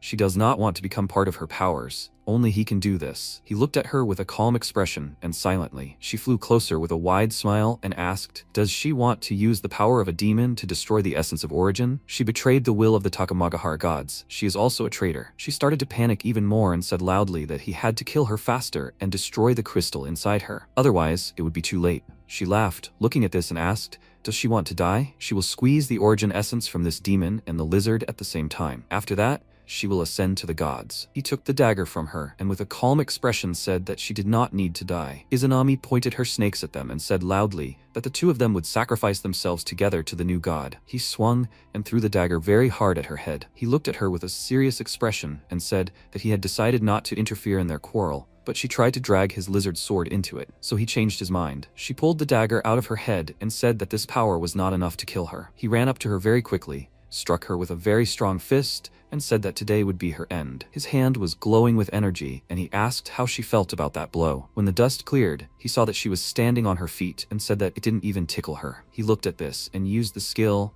"Lightning tempers his body, fire forges bones." A bloody explosion of scarlet flame. Powerful lightning energy began to emanate from his body and he flew towards her very quickly. He delivered a very strong blow to the ground, but she managed to jump aside. He looked at her with a smirk and said that if she still had tricks left, then she should show them. She released snakes in the shadows and used the skill Shadow Absorption, Dark Yamada. He snapped his fingers and created energy which destroyed these snakes. She was shocked by this and asked, "Didn't it really work?" MC, with a calm expression, began to slowly walk towards her, while lightning from his body struck the ground. Izanami looked at him and thought that even while walking, the pressure of this monster was more terrifying than that of the gods. She assumed a fighting stance and said that copper would corrode his flesh, silver would seal his soul, and gold would destroy existence. A large green snake burst from the ground next to him, which he destroyed with his lightning. A blue snake burst forth nearby, but he grabbed it with his hand of energy and used the skill Mirage in charred coals. At the same moment, another snake burst from the ground under his feet, its mouth wide open. He watched calmly, and the snake was able to swallow him. She watched from the side and said that it seemed he had gone silent. He remained inside with a calm expression and thought he was speechless. With one attack, he was able to cut off the snake's head and climbed out. He ran up to her very quickly from behind and said that even after absorbing her comrades, she was still weak. He struck her with an incredibly fast blow, aimed at her neck, and she didn't even have time to process what had happened. She refused to believe it and said that she was a goddess and shouldn't die. She clutched at her wound and said that she must rise above all and ascend to the divine palace. She must look down on all living things from the heights of a deity. Chenchu looked at her and, with a calm expression, said that she had enough of crimes. She continued to refuse to believe what was happening, but still fell to the ground. The cave they were in began to collapse, and a frightened Inari hid behind a rock and said that she couldn't. He approached her, extended his hand, and said that she was no longer there. He took her in his arms, after which they very quickly floated out together. They jumped onto the nearest ship, and a surprised crew member asked where those two had come from. He didn't recognize their language and wondered if they were foreigners. He pointed at Inari, then to the shore, and politely asked if they could take her ashore. The two foreigners threw up their hands and looked at each other blankly. Looking at their reactions, he thought he didn't know if they understood anything or not. He carried her to the bed and thought that humanity was a species extremely prone to internal strife and selfishness. If you look back at history, the number of people killed by their own kind is tens of thousands of times greater than the number of victims of disasters and monsters. Most people, having gained strength, do not think about protecting the weak or restoring justice, but draw their swords against those even weaker. He does not deny that in this world there will always be good people ready to step forward. He left the ship and thought, however, that human nature is too stubborn and vile, so he does not hesitate to assume the worst of anyone who might threaten his survival. He is not good, he does not weep for souls, he is not evil, and does not feed on bitter hatred. He is not chaos, and does not stir up the ashes of all living things. He is not order and does not bind the roots of the universe. He is not light and does not illuminate the path of the lost. He is not darkness and does not conceal the prying fire. He is not truth and does not forge eternal form. He is not illusion and does not leave a fading trace. He is the blade hanging between good and evil, and he alone will cut through the twilight of chaos. Meanwhile, in the special control, Weiming stopped the video with the protagonist and said that this was a fragment of the battle footage. According to the latest data, it was confirmed that his strength has exceeded the 5-star level. Everyone was surprised by this, and he said that a pillar of heavy concrete 100 centimeters in diameter was shattered by a single blow. According to preliminary estimates, the force of the impact exceeded 1,500 tons. Manhwa was very surprised by what he heard and loudly asked if he was even human. Penguin said with a dissatisfied expression that his limit was 1.5 tons. Does that mean his strength is 1,000 times greater than his? Zongwen said that according to the world ranking of evolutionists, the benchmark for striking power for a 5-star level is 100 tons. However, his 1,500 tons is already a 6th or 7th star level. Right? Weiming said that once an evolutionist surpasses the 5-star level, physical strength ceases to be the criterion for strength, replaced by supernatural power. Pan Hao asked what this supernatural power was and whether he would have it. He said with a serious expression that he had heard that each country has its own evolution system, and everyone's ultimate goal is to awaken supernatural abilities, such as gravity control, fire raging throughout the body, telepathy, and so on. People are ready to do anything to reach a level above 5 stars as quickly as possible. At least as far as he knows, the neighboring state R is developing technologies for the accelerated evolution of their evolved ones. They, weaklings, haven't even reached 4 stars, and they're already dreaming of something sublime. They all raised their hands and agreed with him. After some time, MC was lying on the couch, looking at the crystal in his hand, and said that he had heard that it was supposedly a source, but in fact, it was just slightly more advanced crystals of spiritual energy. As Anami couldn't even imagine that this thing would end up in his hands. The system notified that the body stats had increased. He looked at his stats and asked, "Is he stuck at 9,999 points? The constitution points have reached the limit. Is it really time to start the 4th stage of evolution?" Xiaoxi was sitting next to him, called his name and asked if he was okay. He sat up and said with a small smile that everything was fine. She said that she was hungry. He asked if he had some energy crystals. Did she want them? She agreed, and he began feeding her the crystals and said she should eat more. When she grew stronger and could restore the gate, they would go fight the monsters together. Sometime later, an alarm sounded in the building, and people loudly announced, "Attention, the global pollution level has sharply exceeded its limit." He repeated, "All nearby bases are to immediately activate the 1st level defense protocol. The polluted energy has exceeded the critical limit by 20 times. Energy fluctuations continue to intensify. All personnel are to immediately go on high alert. Attention, evolved beings below rank 4 are prohibited from leaving the purification field. Contact with the pollution zone will cause irreversible mutation. All fighters must take up positions. According to preliminary data, the first wave of pollution will reach the defense line in 72 hours. Chen Chu stood up abruptly in his villa and thought he had a feeling as if some kind of large-scale disaster was approaching. Jian rode up to his house on a motorcycle and took off her helmet. He came out to her and said that he begs her not to wake people up this morning. He couldn't remember her name, and she repeated it with a displeased expression and said that his food had arrived. He asked with a small smile, "He hasn't ordered anything at all for the last 2 days, so where is the delivery from?" She opened the box and said that he hadn't ordered food for 2 days in a row. She was worried that he would die of hunger in his room. She took out 2 packages and said that on the left was his favorite, stewed chicken in sauce 3 times a week, and on the right, malaro, which he likes to order at night, spicy and with extra flavor. He looked at her with a confused look and asked, "Have you lost your mind and are stalking him?" She said that she did say that she was going to look after him.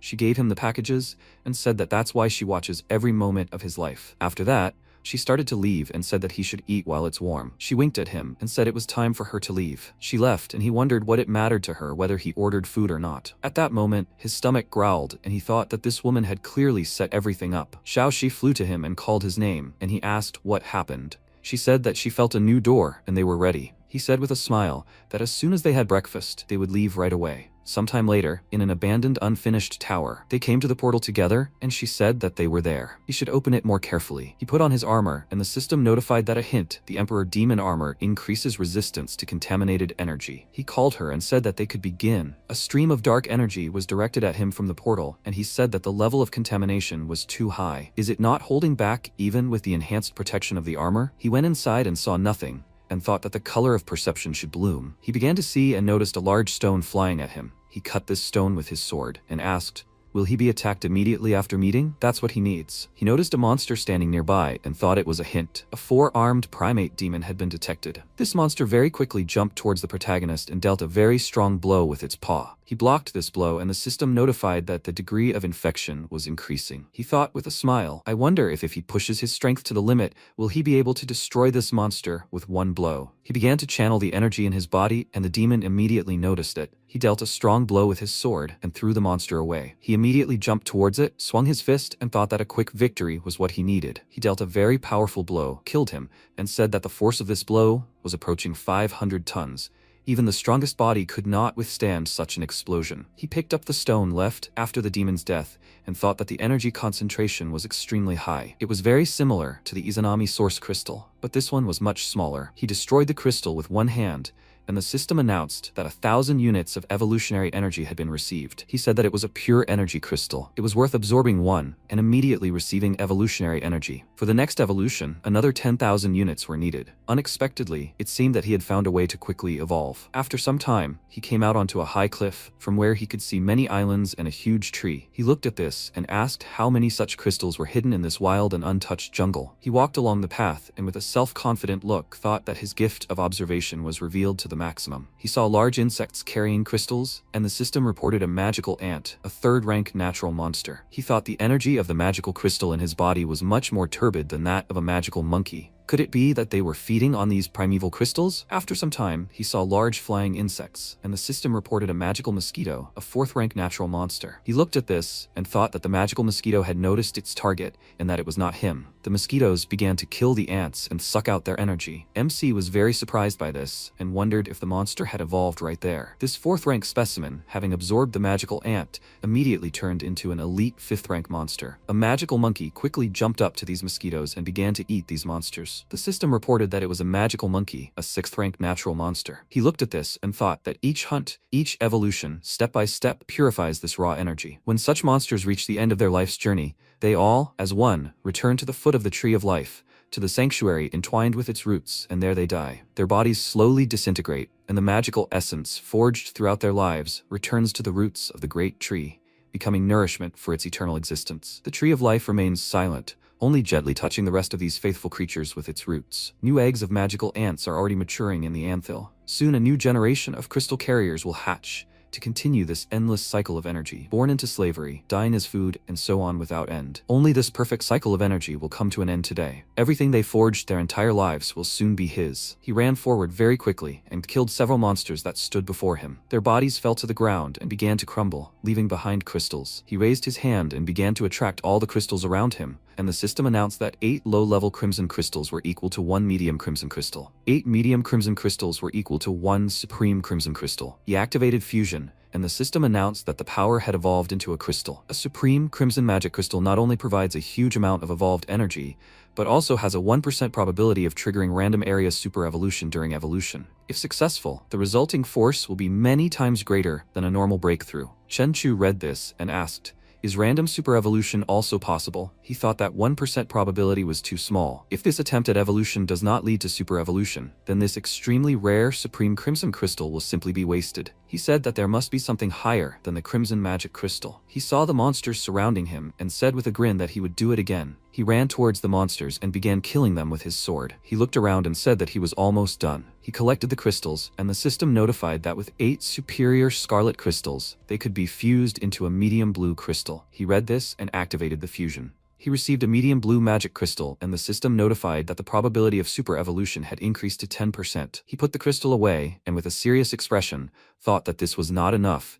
He needed the full 100%. After some time, he collected more crystals and asked what the result would be if he fused the crystals of all the magic crystals in this forest. He activated the fusion, and the system notified that the successful creation of a superior blue magic crystal. A superior blue magic crystal allows its owner to activate super evolution with a 100% chance. He said with a smile that after killing all the monsters in this forest of death, he finally got it. If he used it, he was guaranteed to receive a random super evolution effect. He was about to use it, but at that moment, a huge monster flew towards him. The protagonist managed to jump aside and thought that he had never encountered such a powerful pressure of the royal will. He looked at it with a serious expression and thought that the aura area was capable of directly distorting the environment itself. This was no longer possible for ordinary monsters. He exterminated the entire forest to create this crystal, but he wants to profit from what he created. The system notified that this was a 9th rank magical creature, the Lord of Chimeras. He smiled and wondered if letting him absorb the crystal himself would be even better. Since these were the rules of the forest of death, then it would allow him to complete the final tempering for him. The monster absorbed his crystal, and he said with a grin that he would ensure the super evolution probability exceeded 100%. The system announced that the Chimera's evolution to its supreme form, a 10th rank monster, had been completed. He stood still and said that first he would swallow it, and then give him 100 times more.